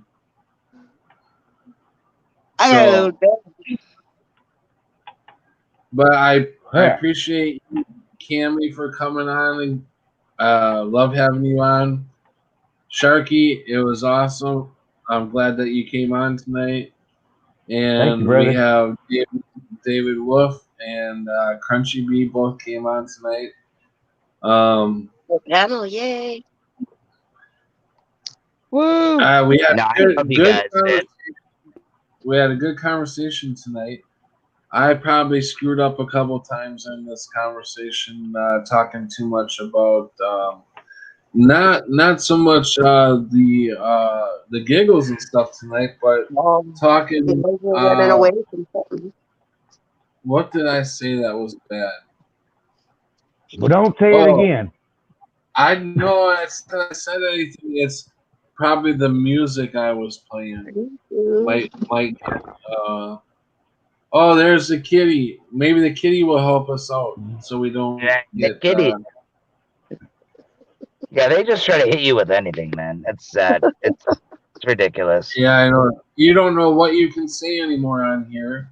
You don't know what. We would probably get bounced just because Sharky's trying to put his beard up and trying to make a mask out of his beard. I don't know. To try to make him look like something else, like just shave it, Sharky. Look like me. It's sad, man. It really is, dude. And it'll be all about his tales of his escapades earlier. I put out a video just speaking my mind. Can't talk about girls without getting their permission first. That'll be some. Hey, girls here rule the world. I was just speaking my mind about they'll get all offended for them, even though none of the girls will actually be offended. But someone will get offended for them. I wasn't talking about girls. Are male. I was just talking about what, and it just didn't fly. Mm-hmm. Well, they erased it. I don't even know where the video went, bro. I don't even have it. So that's a sucky part. I also but want to thank everybody in chat. Susie Lovelock, Brenda Mitchell, hey, Mandela Mayo. Thank you got guys. Thank you, development, Mandela right? Mom. I'm glad you didn't get mad at my telling me I'm not a healthy individual. Evidently, it was somebody else. You know, on my cooking videos, I know I'm not healthy. I wasn't trying to. Thank you. Somebody did. I got kind of mixed up there, but thank you. Yeah. T. Swain was in here tonight, and I can't go all the way back. So, I mean, I could. I think. Let's see who else was in here. There's a lot of y'all coming here. Yeah, I can't go back further. Remember who's all in here tonight, but thank you all for coming and hanging out with me tonight. I don't know. I might as well play a song. Oh, JW came in tonight. That's right. I might play a song to get us out of here. You might not want to, Patty. Maybe, I don't know. Maybe if you hold the phone way Yeah. back, then it's not so. Well, I'm I don't know, gonna man. It's like when you bring the phone closer. maybe let me put Oh, that's right. You can't. So listen. What can? Are you on a boat there, Clifton? Going to legs so bad trying to play the music.